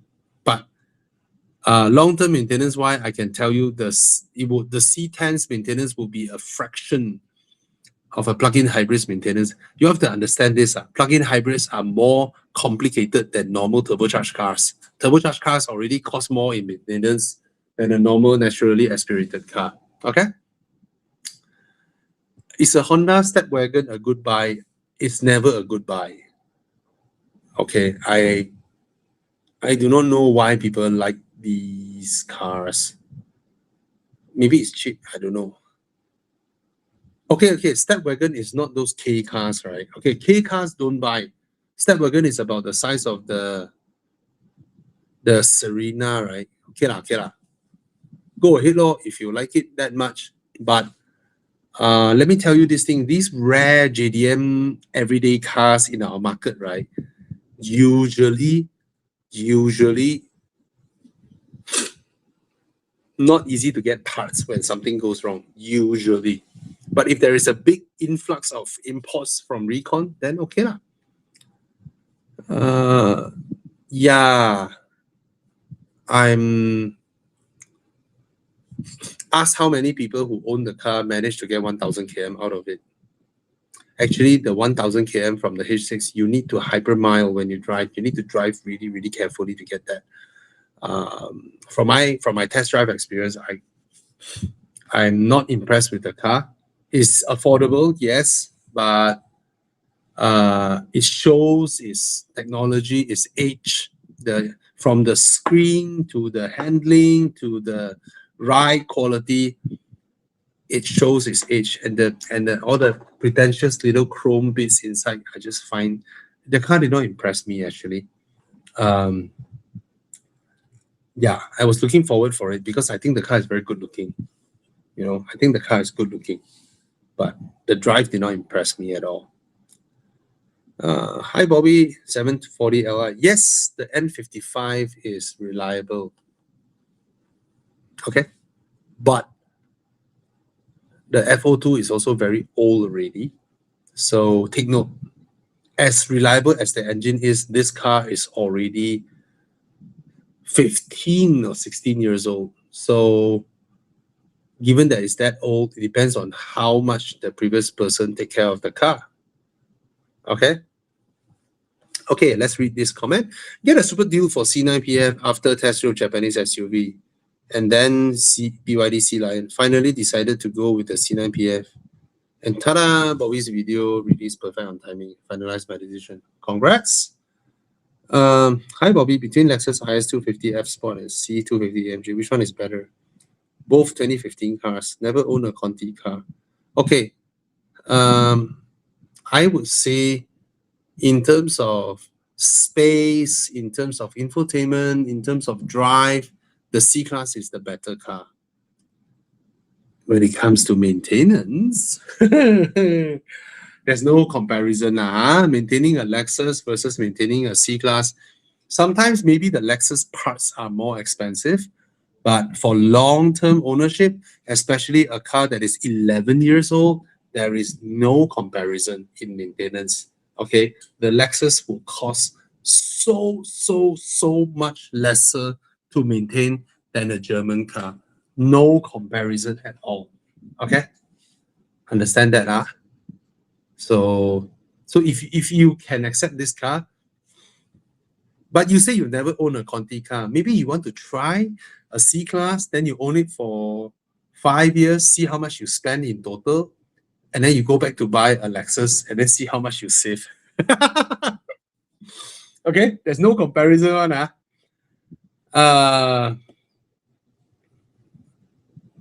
Hi Bobby, which is a better pick, 2019 Harrier Turbo or a Recon 2021 base Harrier? What's the engine of a Recon 2021 base Harrier? I have no idea. Does it come with because you specifically mentioned Harrier Turbo, 2-liter NA. Very underpowered, that engine. Very, very underpowered. I will get the turbo. I will get the turbo. Okay.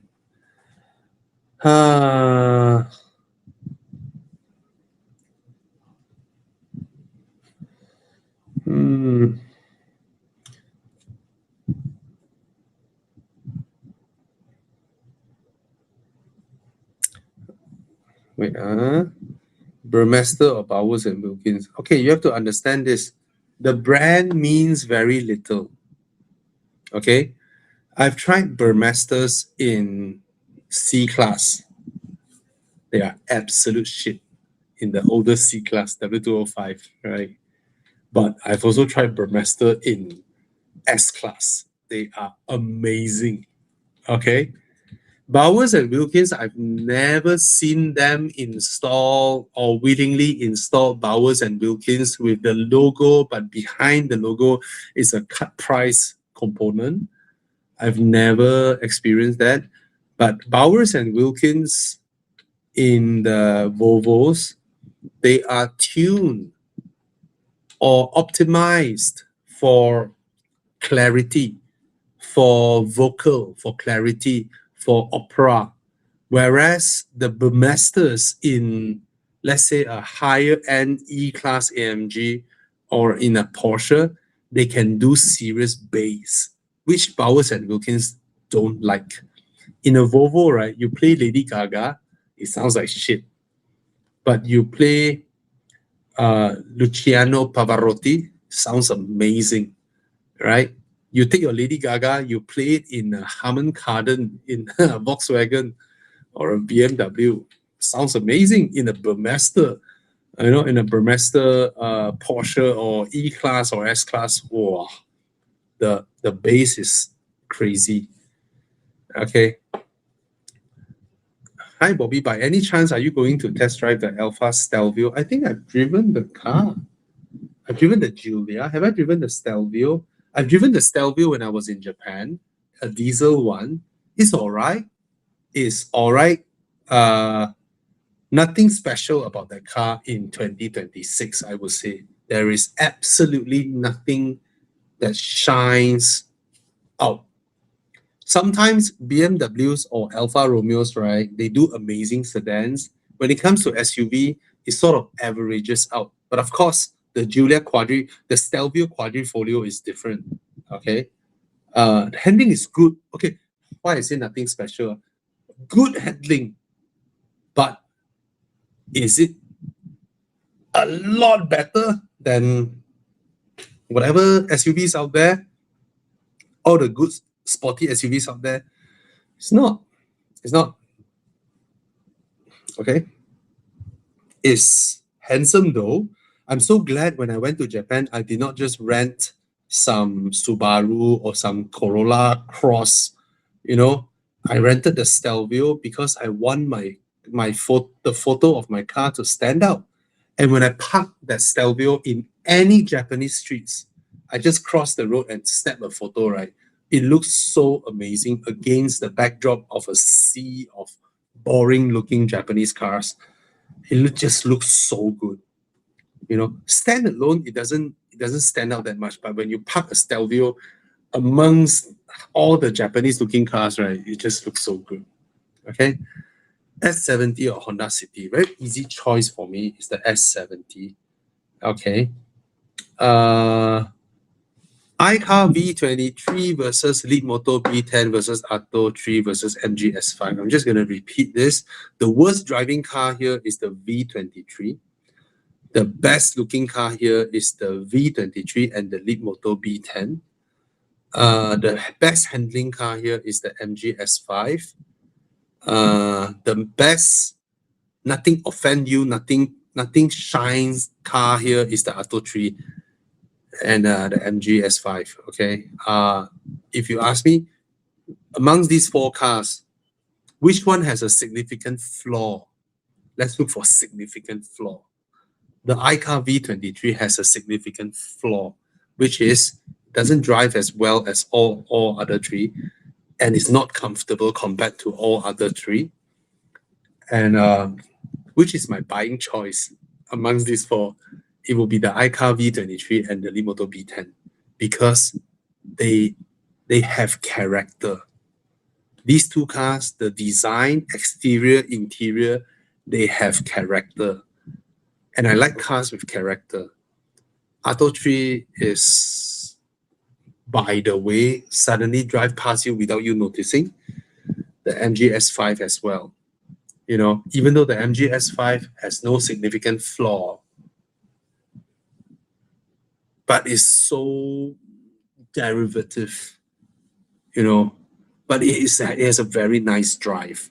but I will buy the iCar or the B10 or the Leapmotor B10.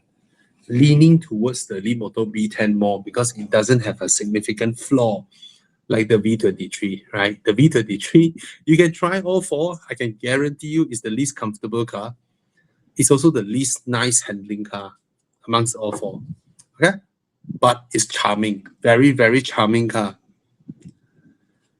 Okay, hello Bobby, looking into getting an Ermas Premium 7. What is an Ermas Premium 7? Oh, Ermas 7 Premium, okay. Yes, it's worth holding on for future EVs. I tell you that. If your Myvi has no problem, there's no reason for you to upgrade. It's not like you suddenly, your wife give birth to a triplet or something, that you need way more space. But if your Myvi is still doing okay, continue owning your Myvi, continue driving it, okay? But I can guarantee you the Ermas 7 is faster, more comfortable, more luxurious. Sound system is so good. You get immediate enjoyment, okay? Whew. Serious or not? What is your opinion on the Ferrari Luce? I might get one, but may send it over to Sarawak first.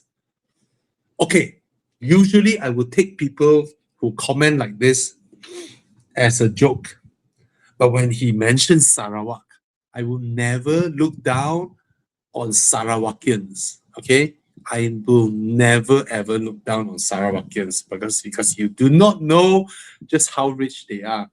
Now, the Luce looks like a joke here, right? It looks like a joke because of the proportions, because of how it looks. But I tell you, you put a human standing next to it, when you put a human standing next to the Luce, it suddenly becomes something else. Okay, I for one felt Ferrari did something wrong with the launch. Okay, they used the wrong colors. They used Ferrari colors to launch the Luce. That's what went wrong. If they launched the Luce, because this car, right, is a trick proportion. The proportion of the car makes you felt this is a small car. But this is a massive car. It is a massive, massive car. And if they launch if the whole launch, the few cars that was parked there, right, you have one that is all black. You have one that is all white. You have one that is two-tone. That means the roof is maybe gold and then the bottom maybe dark purple or something like that. The whole launch will be transformed. Because I know what Ferrari is doing. They want people to see them. Even the light blue is wrong. You know, even this two-tone black and white is wrong. If they want to launch white, they go all white, including every surface is white, all black, everything black, you know. It will transform the car. Okay, I don't mean it will make it look better, but it will bring out their intention, which is a totally different thing. Imagine a 1970s kind of, because the cabin is so nice, the interior of the car is so nice, right? And do I think the car is good looking? No, the car is not good looking, right? But is it ugly? You put a Ferrari logo there, is ugly. You take out the Ferrari logo there, is not ugly. And I love the interior. I absolutely love the interior of this car. Okay, now there's a difference. Okay, Chi Yang, look at the interior. Okay, look at the interior. No. Just now the dashboard. Yes. Let me tell everybody, this view is your view when you can afford the Luce. Okay, Chi Yang, now go to exterior. Go to exterior. This view is the view when you cannot afford the Luce. You get what I mean? All right. It's the most expensive Ferrari. Can you imagine that? Imagine you bought an 849 Testarossa, and then Ferrari tells you, work harder, Next time, maybe you can afford my Luce. It is the most expensive Ferrari. The 296 GTB is about 250 to 300,000 US dollar. The 849 Testarossa is about 400 to 450,000 US dollar. The Puro Sangue is 500,000 to 550,000 US dollar.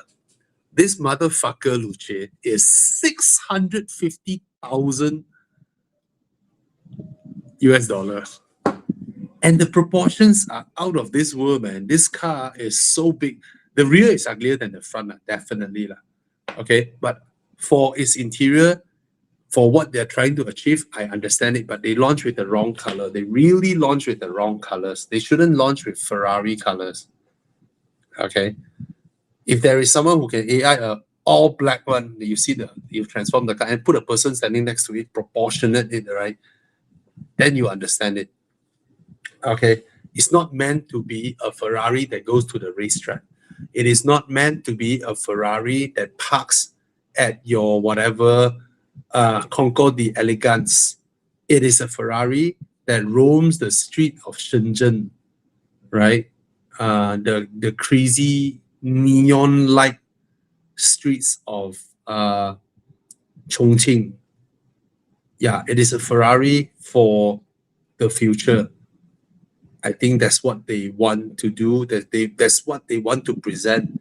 Imagine some future movie, and then that person step out of the Ferrari. Okay, an electric Ferrari. Okay. Blah blah blah blah blah blah blah.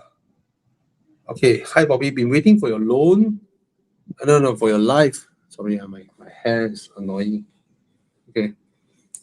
Sorry if I look like a dumbass.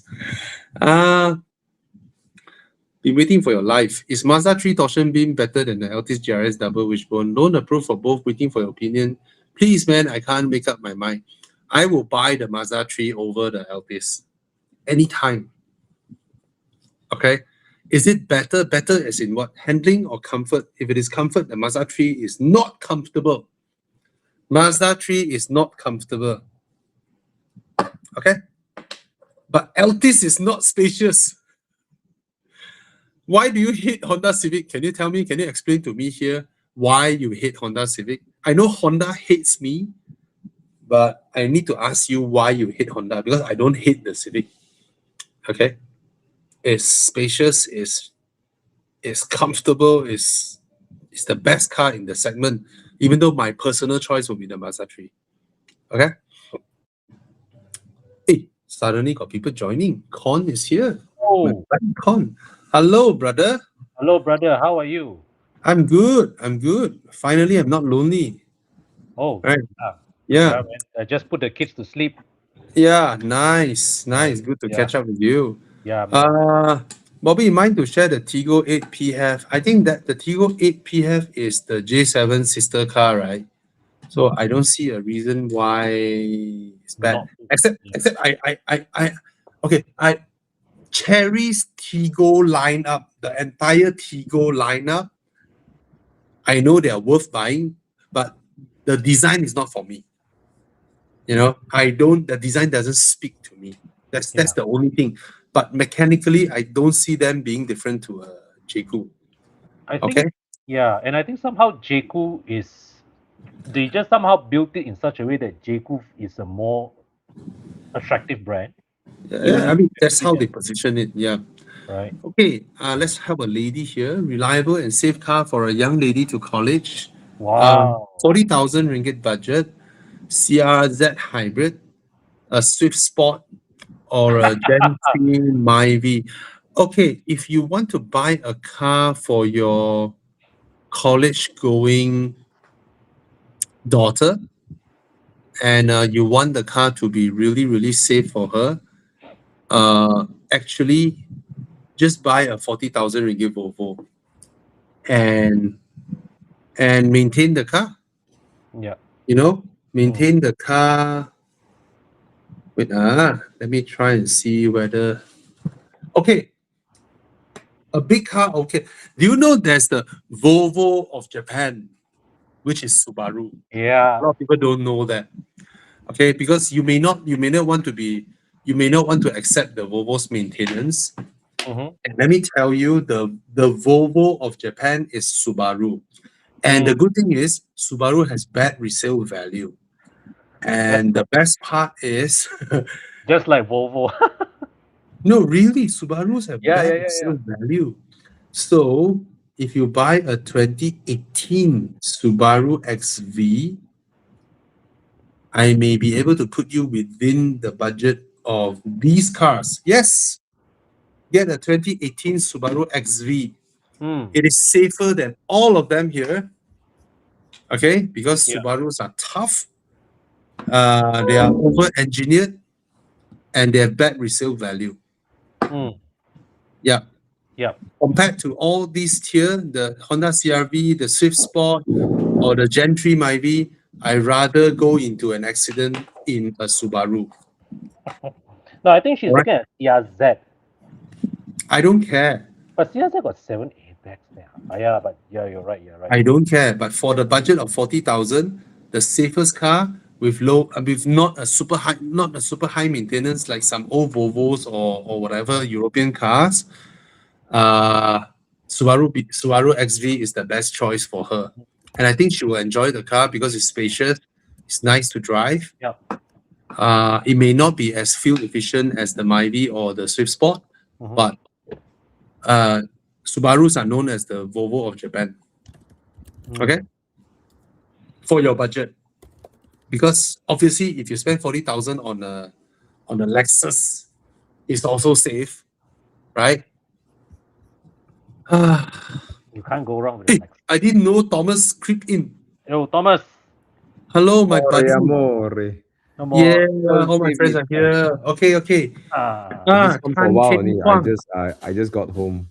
Don't worry, I'll answer a few questions, then we go into Where's My Car, Hey. okay? Okay, Volvo ES90 is super underrated. For every one of you out there who are looking at the BMW i5, the BMW i5 looks so much bigger outside than the Volvo ES90, right?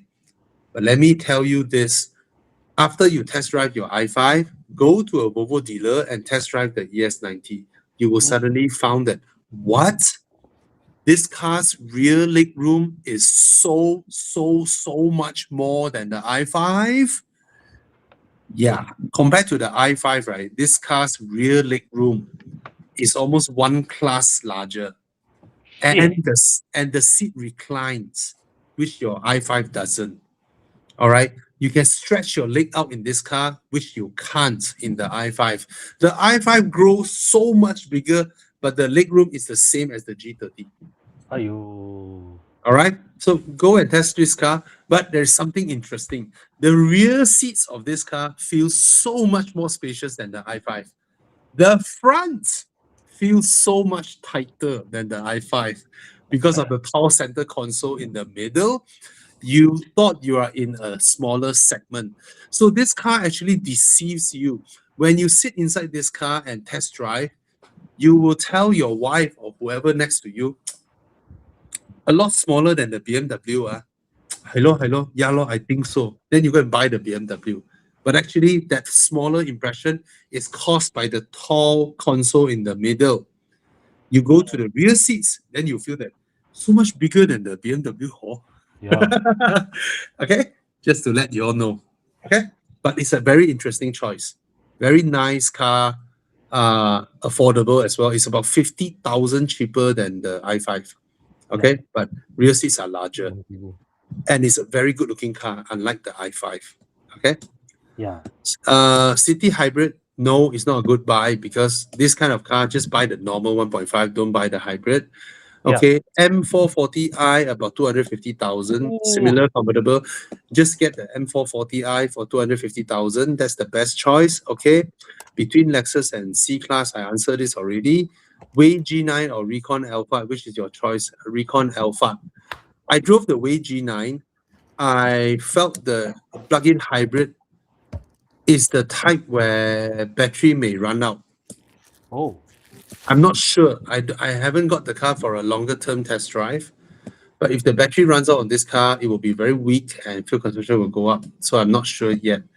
But for a big MPV that I need to go on long distance journey and all that, I will just get the Recon Alpha versus the Way G9. The Way G9, I think they need to deal with a lot of other issues rather than shuffling in a plug-in hybrid, because the floorboard of the car is so thick and the car is almost 3 tons. And yeah, there's a lot of things that made me reserve, but the interior is absolutely luxurious. Okay, W204 Coupe, buy. Okay, Honda Prelude, piece of shit, don't buy.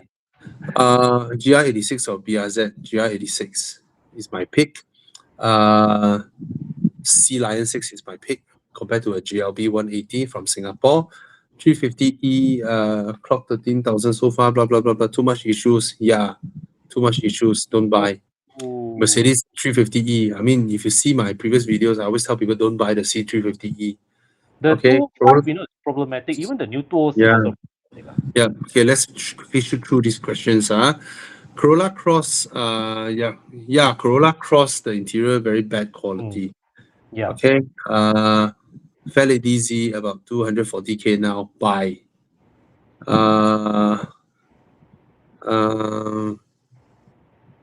Yeah, buy the 240Z, the Nissan 400Z, yeah. Irma 7 EV or PHEV, which one would you recommend? Maintenance cost long term, definitely the EV will be cheaper to maintain. Yeah. Zeekr 7X, okay, if you ask me these two cars, I will pick the Zeekr actually. I will pick the Zeekr because even as advanced as the C9 PHEV is, every other thing about the car, I think the 7X appeals to me more. Okay. 3 Series or 5 Series, I'll buy the 5 Series for the old F Series. There's a lot of questions today. Blah blah blah. Okay, blah blah blah. Ghibli, I don't like that car. Clio RS as first car, yes. Go buy. Okay, wow, a lot of questions. Let me shoot through. iCar 03, yes, it's a good car. MX-5 or GR86. If you don't need the convertible, GR86 is way better. It's a way better car. Yeah. Okay. Okay. All right. I think I have sort of answered all the You questions turbo already through all the tonight. questions. Huh? You turbo through all the questions. Yeah. Just to answer, some I'll repeat. Okay, let's go into do where's my car. Sorry, Hey. Thomas. I know you've been waiting. Sorry. How are you, bro? How's your day? Today I collected our keys, bro, to our condo. Bro, I can't be Oh, there with nice. you. Congrats. Yeah. Thank you so much. Today, Are you the experience planning is so nice. Huh? Are you planning to move in, or are you going to like rent out that place, or what? Okay. Renting out will be it's not the goal here. Okay, my goal, okay, it depends on my income lah, because I think I foresee the economy gonna go down. Depends. If I need to ease some of the pressure, then I'll rent it out lor. If I don't need, then I won't rent it out lor. My plan is to slowly buy furnitures. Nice. Instead of renovating it, I want to just buy furnitures and populate the place. And I don't intend to do any built-in stuff. And just slowly buy piece by piece to make it livable, and then treat it as a second place or something like that lah. That's the goal here now lah. Oh. Okay, guys, let's scan the code. Only 10 people Thomas, can. how's your day, Thomas? How are you, Thomas? Long day. Very busy, yeah. Good. But then thought to come and say hi. Hi. Hey, Thomas, usually when you rent those hotel room to do your talks, right? Those halls, right? Usually how much they cost to rent? 10K, 5K, More 15K, than that, easily 25K a day. 25K. My condo, right, has an absolutely beautiful AV auditorium with step seating, cinema seats, right? I can rent it for 100 ringgit. I sublet to you at 5,000 one. I help you save money. As an owner, right, I can rent the place for 100 ringgit. Then I sublet but to you. you I charge you 5K. don't do commercial stuff in the residential place lah. I don't tell them lah. Yeah, ma, all my I say tickets all everyone right is my there. friend. I say everyone is my friend for housewarming. I say I invite 50 people for housewarming. And then next week I invite 50 people for housewarming. And then every week I charge you 5K. You know, then I can pay for my condo lah. Then you also save so much money. You save 15K. Then you every 2 months do housewarming, is it? Every 2 months I do housewarming for the next 5 years. Your house damn hot way. Warm Yeah. until the house hot already way. Bro, I help you save 10, 15K. And then it's a good business for me. Guys, please go ahead and scan the code. Only got 25 people scan the code. 250 people watching. 25 people scan the code. Okay. But this is the way to earn money, ma. Win-win, ma. You win, I win. Okay. I answered the question just now. The Yaris Cross versus Corolla Cross. The Corolla Cross is built so badly, and it's so tight inside. I've driven the Perodua version of the Yaris Cross. I don't see a reason to buy the Corolla Cross. Right? I don't see a reason to buy the Corolla Cross. Just buy the Yaris Cross. Okay. JS Tour. Okay, since JS Tour asked what is this game, right? So just to give everyone a little bit history, when we during COVID, we started doing a lot of live shows. I think every week we have like 3 live shows. Got Tana lah, got mine lah, then got Bobby lah, then got like Mike's one lah, right? And one of the things I did on my live show, Top Gear, was to do Dude, Where's My Car? Because it's inspired by a moment when I was in college. Some of you may know this movie, right? It's called Dude, Where's My Car? Ashton Kutcher. Yeah. Right? So there was a moment in time in college we were playing computer games in Asia Cafe until like freaking 3 a.m. Then when it came out, right, my friend's car was missing, you know. So I looked at my friend and then he said, "Dude, where's my car?" So it was a NASA Chitra. Someone stole his car just to steal the DVD player. What the heck? It was found a few weeks later on with the whole thing, you know, like they raped the whole. They didn't actually. The whole car was okay except for DVD player gone now. You know. I think the thief stolen the car and then it's like, wow, this car is a piece of shit. Then they want it. NASA Chitra. And that car is a piece of shit. So that's how. So I was thinking like, okay, so after his car was stolen, then we have to figure out what car to drive next. So it's like the idea of like, okay, if you have no more car and you only got 2 cars to pick, which one do you pick? That's what the game is about. Let's start it, then people will know. Okay, you scan the code and then you start and then you join us. It's very fun. It's a good way to learn new cars. Yeah. And stuff, because sometimes Jiang will zag us, right? Okay, what is this? Oh my god, looks like, oh my gosh, it's a diesel. It's a Mercedes. Oh my god. Oh my god. Oh my god. What's this? Dude. Okay. While you guys are doing this, I just want to quickly answer that guy who asked about the Altis GRS. It's not a good car, lah. The Altis, okay? It's so old. It's so cramped inside. There's no reason to buy the car, okay? Civic is a much better car, even though Honda hates me. Okay, now you know I'm a fair person. Okay, and for the other guy who asked about the Golf R, if your budget can buy Golf R over the GTI. Okay. Yeah. Okay. What was the choice between the X5? ML was ML 300. This one easy choice. Very easy choice. Them horrible the interior. Oh my gosh. But and external styling, right? I like this X5 the most.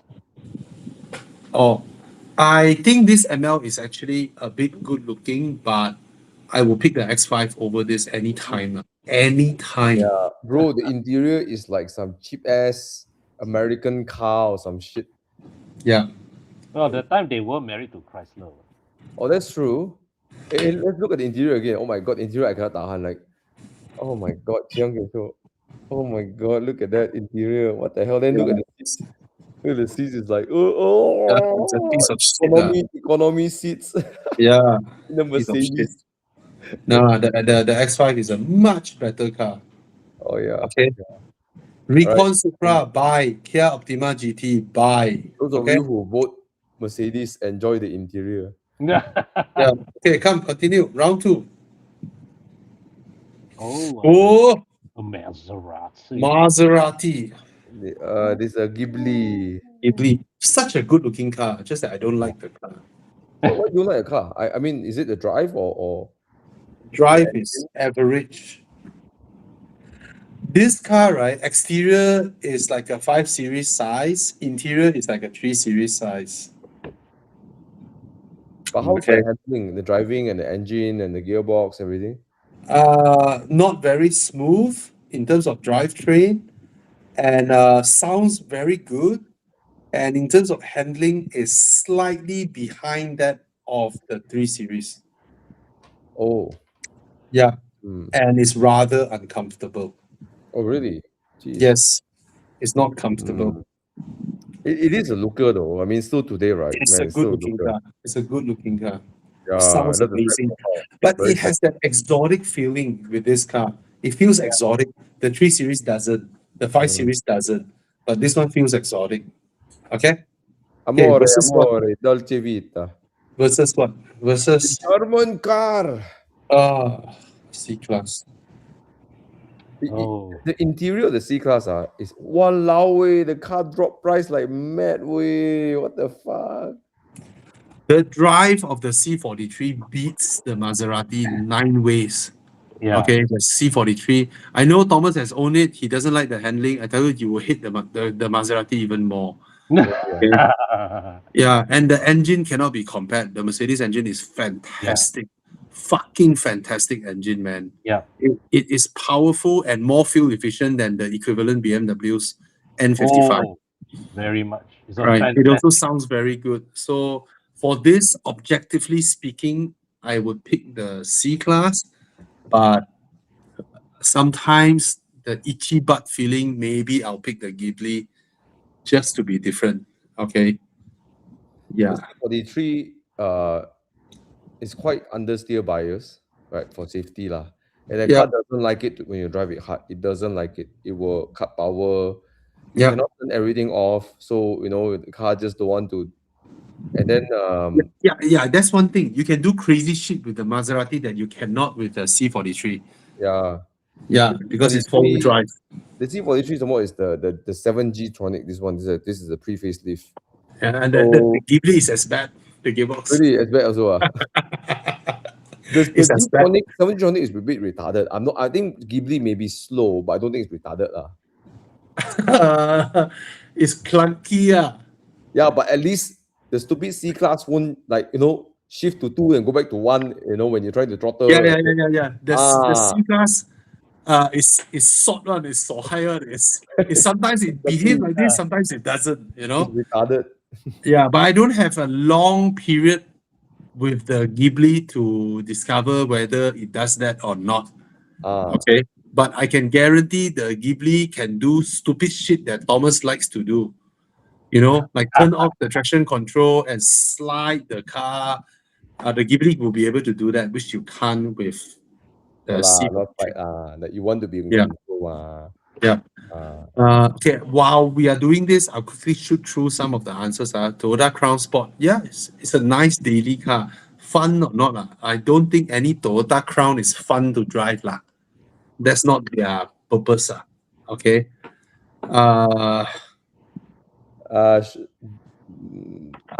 One guy asking, will I have buyer remorse when buying a new car? Yes, you will. Save some money and buy used car. All of us here are proponents of used car. Yep. We buy used, we save the money. Because we're not afraid of maintaining the cars. Okay. Yeah. Unless you are, there's sometimes you buy a new car for certain reasons, i.e., for example, I buy my mom a Volvo because I don't want to deal with anything go wrong, right? Yeah. She's not a mechanic person. So there's certain scenarios where you just bite the bullet and just take the depreciation. Yeah. Right? Yeah. But if we are all a bit more car savvy, then used cars okay one. Yeah. Okay, come. Okay. What's next? See who win? Mercedes win, right? Yeah, Should be the Mercedes lah. It's also easier to maintain lah, the Mercedes. yeah. Ooh, Oh, the Lala Zai inside come out already. Hong FD. more. Not FD or this is what FN lah. FN. It is the FN. weirdest. FK. This car, right? Thomas, your Porsche will help you blip shift, right? Yeah. This one will help you. There's another shift. What is it called? Like when you shift gear, you don't release the throttle. Or What is it called? You can flat shift. Yeah. It's a stupid thing that. Flat shift. I thought only FK8 introduced that feature. No. It's not to help you blip shift. You have to understand. It's a flat shifting. You can go up the gear. Oh. Right. It's like when you step on the clutch, you did not release your throttle. Okay. It's not blipping. And that feature is not to help you shift better. It's to help them have better emission. Yeah. Right. Stupid shit. It's not ref match. It's It's called going up. something else. It's going up the gears, right? Then they'll do that, Yes, right? yes, Go yes. 2 to 3. It's the 3 to 4. stupidest thing. It's the stupidest thing ever to cut down on emission. By the way, it is a very, I don't know about the looks, guys, but I don't like how it looks. ugly as hell. It's Yeah. Suddenly from FD2R, this like Fast and Kings or like the guy, they all stopped already. Like someone short circuit or something. Yeah. It's a stupid thing. They're trying to put the hatchback. It's like a it's like a FK8, right? Then gonna like squeeze. No, like I don't know. Man. I don't It's appreciate very ugly. the thing in the thing. And from what I heard, the FK8R, right? Yeah. It drives way better than this one. Yes. By far. I haven't driven this, but people who drive this and forget about this car. They say. Yeah. Yeah. What's next? This is a failed product. Something like a Ford.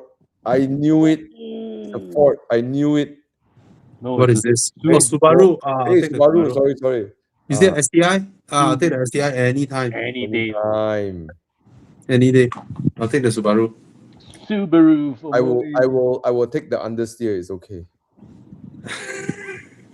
A lot of people didn't realize how massive this Subaru is. It is fucking spacious inside. Yeah. It is so spacious. All right, let's see the votes.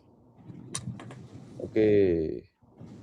Well, the votes are coming in, which is a landslide. Bobby, my height is 180. Currently driving a City, Honda City, very uncomfortable. Upgrade. You see, on that point, I want to say, Japanese people, their seats, they can't get their seats right. I don't know what it is about seats. Yeah. You can't sit long on their seats. Like that day, me and Baldwin, we drive all around Hokkaido. And for some reason, right, an hour and a half in the driving, my legs and my back is just cannot tahan. Conversely, if I sit in my McLaren or my Porsche or my Alpine, I can do 3, 4, 5 hours in that car, right? Or even a Golf GTI, right? They just know how to build the seats properly, like Countryman, the BMWs, or even the French, like the Peugeots, even the 208, even the small car 208, right? The seats are done so well, like the ergonomics, like how we put, I don't know. This is my little pet peeve around Japanese cars sometimes. Because the Honda City is called the third world specials from Honda. Really? Yeah, they don't even sell this car in the developed market. They don't even sell it in Japan. Oh, that's true. It's developed for ASEAN, for Africa, for Pakistan, for Bangladesh. Vios, right? Vios also. Yes. So these are called the ASEAN specials. The least also they go either from Paso all the way to Altis, right? Yeah. They do this kind of shit. So 呢個係窮人車啦，呢個。Yeah. So he's asking the question, right? Where's the question? He's asking just a quick one, he's asking you.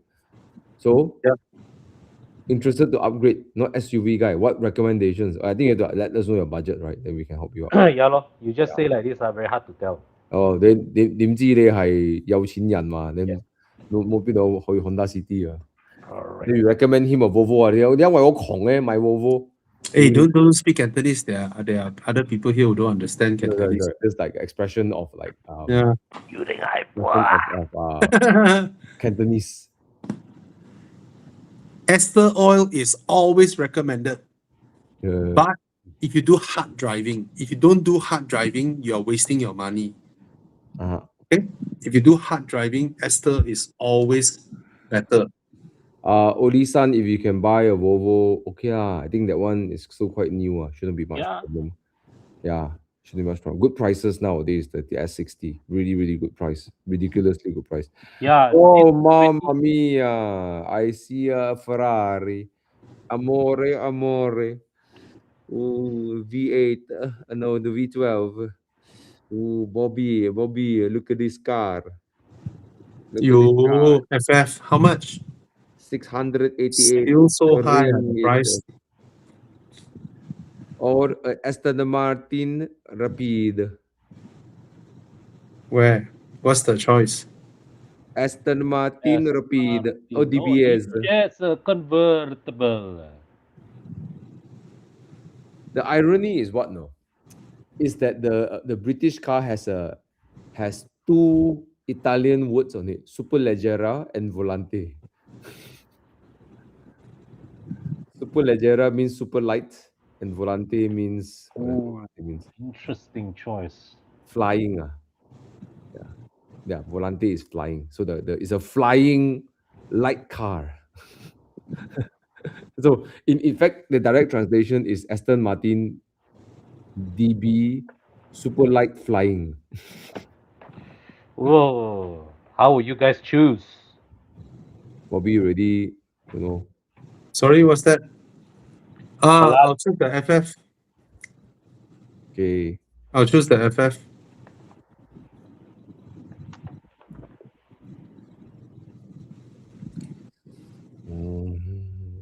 Sorry, I'm renewing my. I'm buying my car insurance. Muhammad decided to buy a Tucson after going through. Please fill in personal details. Congratulations on the Tucson. Honda City. I can't look at Honda City the same way anymore, man. Shit. Anyways. Planning to upgrade to F30. Oh my god, now I can't look at Honda City the same way. In India, there's this car called the Amaze. The Honda Hey. Amaze.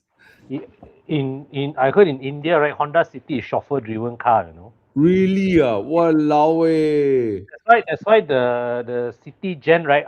The City that you had, the one after that, that City had reclining rear seats one, Really? Yeah. Well, I mean, in India, a lot of my friends last time they drove a Amaze with the diesel engine, right, and manual, right, and then the BRV was doing quite well at one point. A lot of people driving BRVs around, right? I really don't like Japanese car makers doing all this. You have your ASEAN special, and then they go one step down. India special. Amaze. Yeah, then you have rubbish like Amaze. WRV. People who buy WRV are the dumbest kind of people. Wow, I cannot brain that car, man. I really cannot brain that car, man.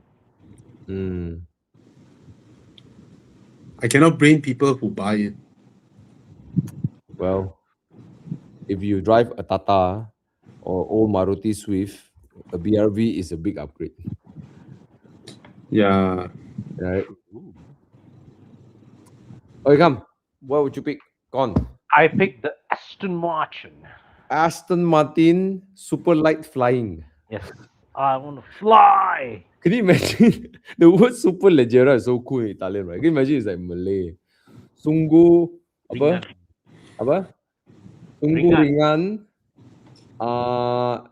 Berterbang. Aston Muhammadin. I can guarantee the DBS maintenance will be so much lower than the Ferrari FF. Absolutely. 100%. I would go for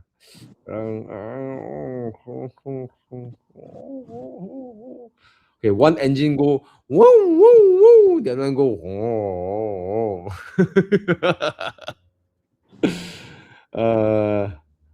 fuck. FF. Why? No, between these I, two I, cars. I I personally prefer the FF lah. Huh? Me too. FF. At least FF you can sing in the mountains.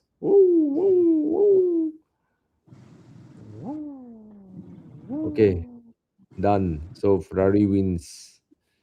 In the Yeah. DBS Volante, not very high.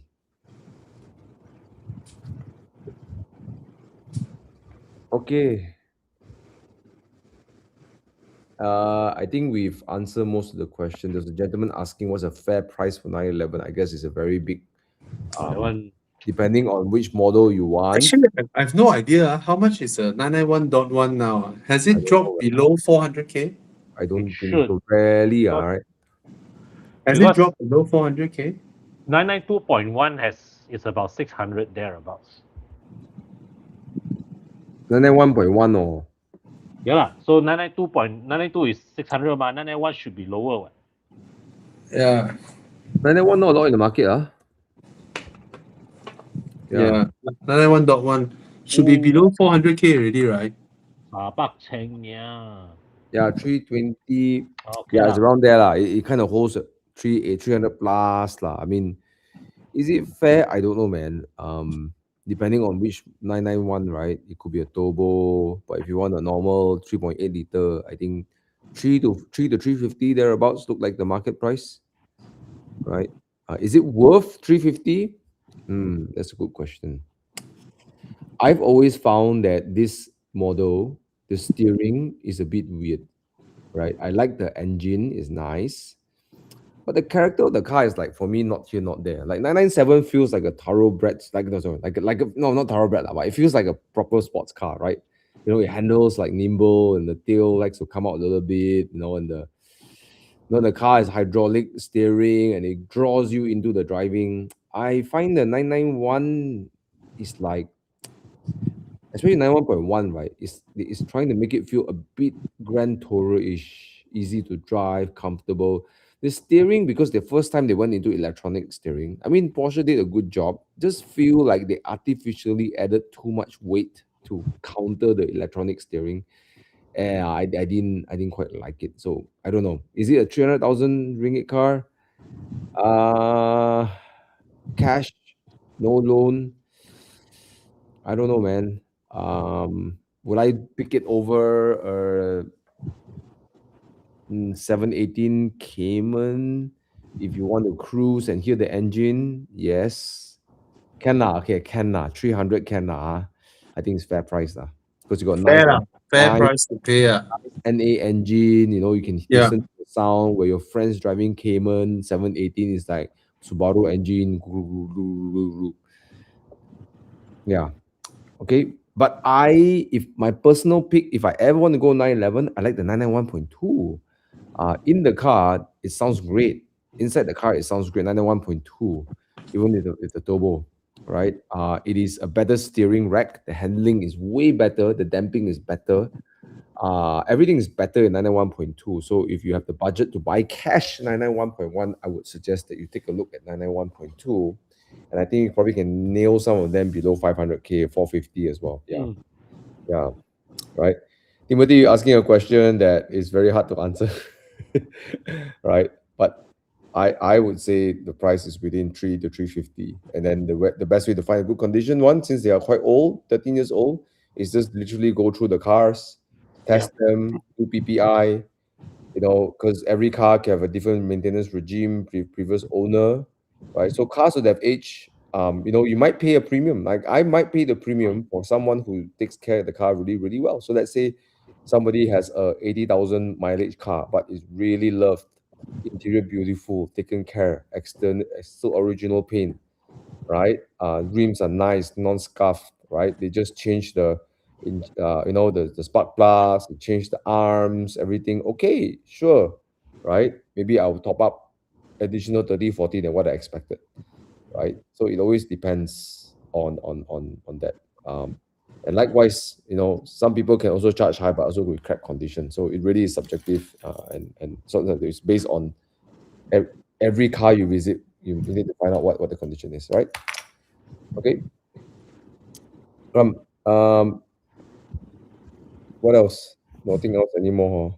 Sorry, we finished already. Our deal, where's my car? Decided to buy a Tucson. Congratulations. The test drive was superb. Yeah, I'm glad. People, I want more people to take note on Korean cars. They are good cars. They are Yeah, actually very good cars. Yep. Thomas was talking about Santa Fe a few years ago. That time not as good as they are now. The new Santa Fe is so good way. Hey, but the old Santa Fe is secondhand, right? It's such a value proposition. Damn good value, eh? 60K, Ha! 40K. I mean, the day I did something, I asked the person to check, because they always buy into this thing also, ma. So what I found is the old Santa Fe was sold for about, when it's brand new, right? It's about 190,000. Mm. About the same price as a Camry of the same year, also about 190,000. Okay. Yeah. Yep, correct. Both car at 2026, after both of them are like what, 8 years old, right? Uh, They are the same price. what, 80 really, something thousand. Yes, they are both at 80 something thousand. So the brand new buying Aiyo. price, both are 190, and then a couple of years later, both are 80 plus. Why people say Hyundai has worse resale value? The Camry is also around that price, right? Mm. So it's actually very interesting. People's mindset. It's easy to categorize that. Okay, quick one for Sonic. The Subaru XV. It is going to be slightly pricier than Honda City because the parts are less, but it's not by a big margin. Just your make sure that every time after your car is after 100K, make sure you check the timing chain.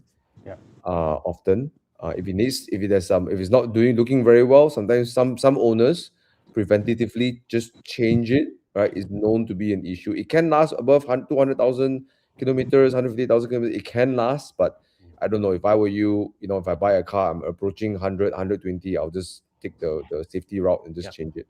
Yeah. And remember also, XV is boxer engine, so it has double the valve train of a Honda City. Yep. So expect a slightly higher maintenance regime, but I think overall the car is more robust. I think it's a very robust car. Oh yeah. I think you enjoy driving it more than the Honda City. Double wishbones on the rear. The car sits very lovely on the road. Very nice tuning. The suspension is very nice. Very well judged suspension. I love it. Okay. Okay, Bobby, this one you might answer. Yes. This Tucson versus Sportage. It's the same car. Which one It's the would same car. But I think the Tucson interior is slightly more premium than the Sportage. How about And the looks are both Korean design is a bit eccentric. Okay. I know how to answer this. The Tucson, because if you buy the Sportage now, the facelift will arrive. The Tucson already facelift, so the Done. Tucson will be the choice. Done. Yeah. Okay, guys. I think that's it, right? End of it. Thank you. Everybody. Anything else? Wait for me.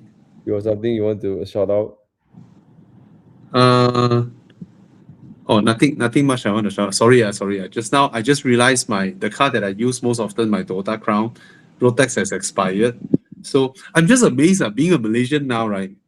I can buy insurance immediately, and then it's linked to my JPJ app, and then I want to buy my road tax, and then it tells me I'm blacklisted. So I go and check whether I got saman. I found my saman, then I can pay for the saman, and then immediately I can pay for my road tax, and then I just renew my road tax. Everything. Well done. Hallelujah. Malaysia is so Very nice. efficient. Yes. Finally. Actually, Malaysia, we have a lot of things to celebrate. Yeah, it's so wonderful, right? To be Yeah. able to just do everything just on the mobile in 10 minutes, got everything done. US, you must go to what you call that? You must to renew your license. You must show your face, queue up and show your face. That what you call that? Exactly. And what's it called? There's this weird thing when you must show up. You show your face one. Yes, you have to be present. Stupid, Yeah. right? And then UK, you have to set after 3-4 years, must send the car to special inspection, so on and so forth. Do you guys know that in UK or in a lot of countries like Australia or US or whatnot, right?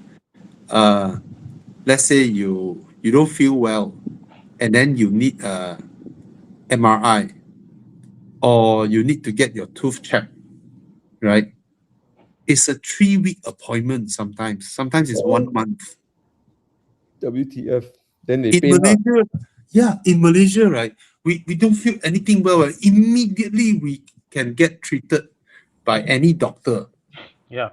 right? I don't understand how bad can these third world countries continue to worsen, because compared to us and what we have, right, they are third world countries, right? Yeah. How long Uh, can tire puncture compound last? 不知道. Oh, 840i or Lotus Electra. Oh, very interesting. Thomas, which one would you get? Wow. Lotus Electra. Very interesting.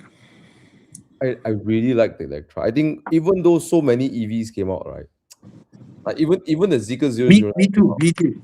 Me right? too. I imagine like if money no option kind of thing, right?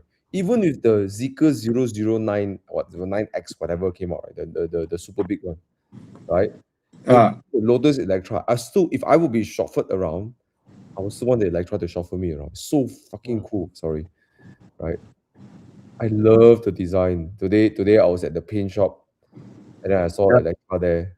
I was like, wow. Do you Man, know? Do you know that in China now they have hybrid? plug-in variant of Lotus Electra? Yeah, 1,000 horsepower, right? Yeah, and 1,400 km of range What the F? for a 2-liter turbo. Walao eh. I tell you, Chinese plug-in hybrid is so advanced. So imba. So advanced. I just returned the C9 PHEV, and then immediately my next test car is the Volvo XC90, the facelifted one. And I was driving the Volvo XC90. Of course, I love the Volvo XC90, right? I still love the steering, I still love the interior, and then I still love everything about it. Then first day when Chiang sent me the car, the battery still got charged. Then I was looking at my consumption. Wow, not bad, huh? 6.6 liter per 100 km. Okay, drive. Send the kids to school, come back, the battery kosong already. When the battery kosong, right? I look at my fuel consumption, 16 liters per 100 km. Walao eh. It's a fucking joke compared to the whatever Cherry, J7 or C9, right? It's a fucking joke. The C9, right? I whack when the battery gone up. Battery gone means 19-20% for the Cherry Group SHS, right? I whack 6.6 to 7 liter per 100 km. Yeah, so Yeah. disgusting. Yeah, if I let it charge a bit, the consumption goes down to 5 liter per 100 km. That's so The J7 even more efficient. The J7 can go 4, can go 3. Yeah. It's very disgusting. My dad often now brags that he pumps petrol once every 5 weeks. Do you know I had the C9 PF for 1 whole week, right? I did not charge the car at all. And then I whack here, whack there, and then it gets a 6 liter per 100 km consumption. Walao. I think if all of us in Malaysia have this car, I think a lot of petrol stations will shut down, I tell you. Yeah, but don't know about the long-term reliability yet lah. Don't know yet. Yeah, Okay. yeah. Don't know yet. Okay. All right, bro. Hey, this weekend you want to drive because the American guy with the Dodge, his project with Jerry has done. He Oh, ajak wow. me to drive. So I said, if you really want to go Genting, we have to depart at 6 a.m. If not, they will just block. So he worked with Bufori to fix some of the things in his car, right? To modify his Dodge Camaro, and he took out he took out the rear seats, and he installed a 75-liter fuel tank and a 75-liter water tank behind. Wow. And Jerry helped him customize a storage system and change his front seats to a bench seat that means shifting his gear lever elsewhere. Wow. Wow. Yeah. Oh, it's a Challenger, right? Dodge Challenger. Challenger? No, it's a Camaro is Camaro. Sorry. Camaro is a Chevrolet, right? Chevy. Oh, yellow Camaro is Oh, sorry. Challenger. Dodge Challenger. It's a 2-door lah. Yeah. Then the Yeah. other is the 4-door. Hmm. So I'm not very good at American cars too, man. Yeah. I just got them confused. Yeah, me too. Yeah. I'm very confused with American cars. Yeah. But I remember Dodge is rated to Viper. That's all I remember. Yeah.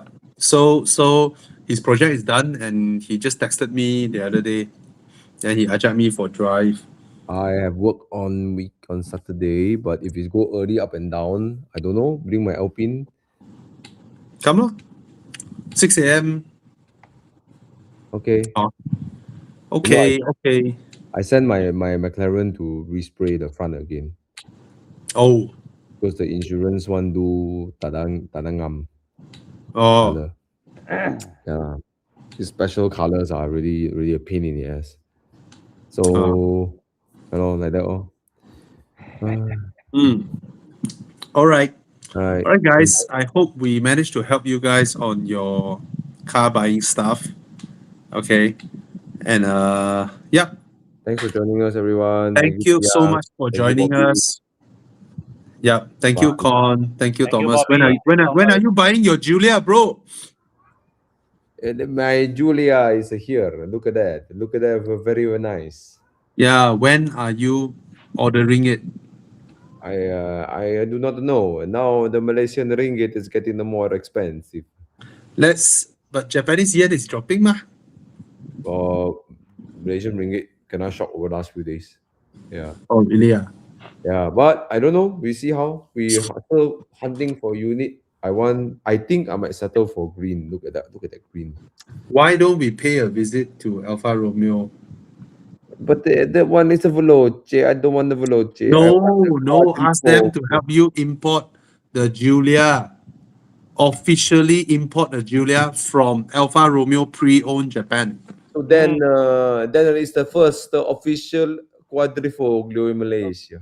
Of course. Yeah, you ask them to help you order that's something possible. I heard, you can buy official UK or Japan pre-owned Alfa Romeo official and then bring it to Malaysia, get it adopted. Then it's the number one, Malaysia number one quadrifoglio adopted by Alfa Romeo Malaysia. Yeah. Buy, bro, buy. Yeah, but that one must try to get dealer support because it's You buy through them lah. You let them earn lah. Let them earn some lah. Even if the price difference is 80K, 100K, I think it's still worth it. Yeah. But look at that color, man. Fucking beautiful. Yeah. All right, guys, and good night. And thank you so much for your support. Please like the show. Help me get more algorithm. Okay, if you think I managed to help you guys. Okay. Good night. Good night, guys. This is the only live platform where people answer your car questions. So Yeah. Hey, it's been a while. I didn't drive with you at Con. Didn't catch up with you. Yes, we should. Yep. All right. Bye-bye. Take care, guys. Bye-bye. Good night.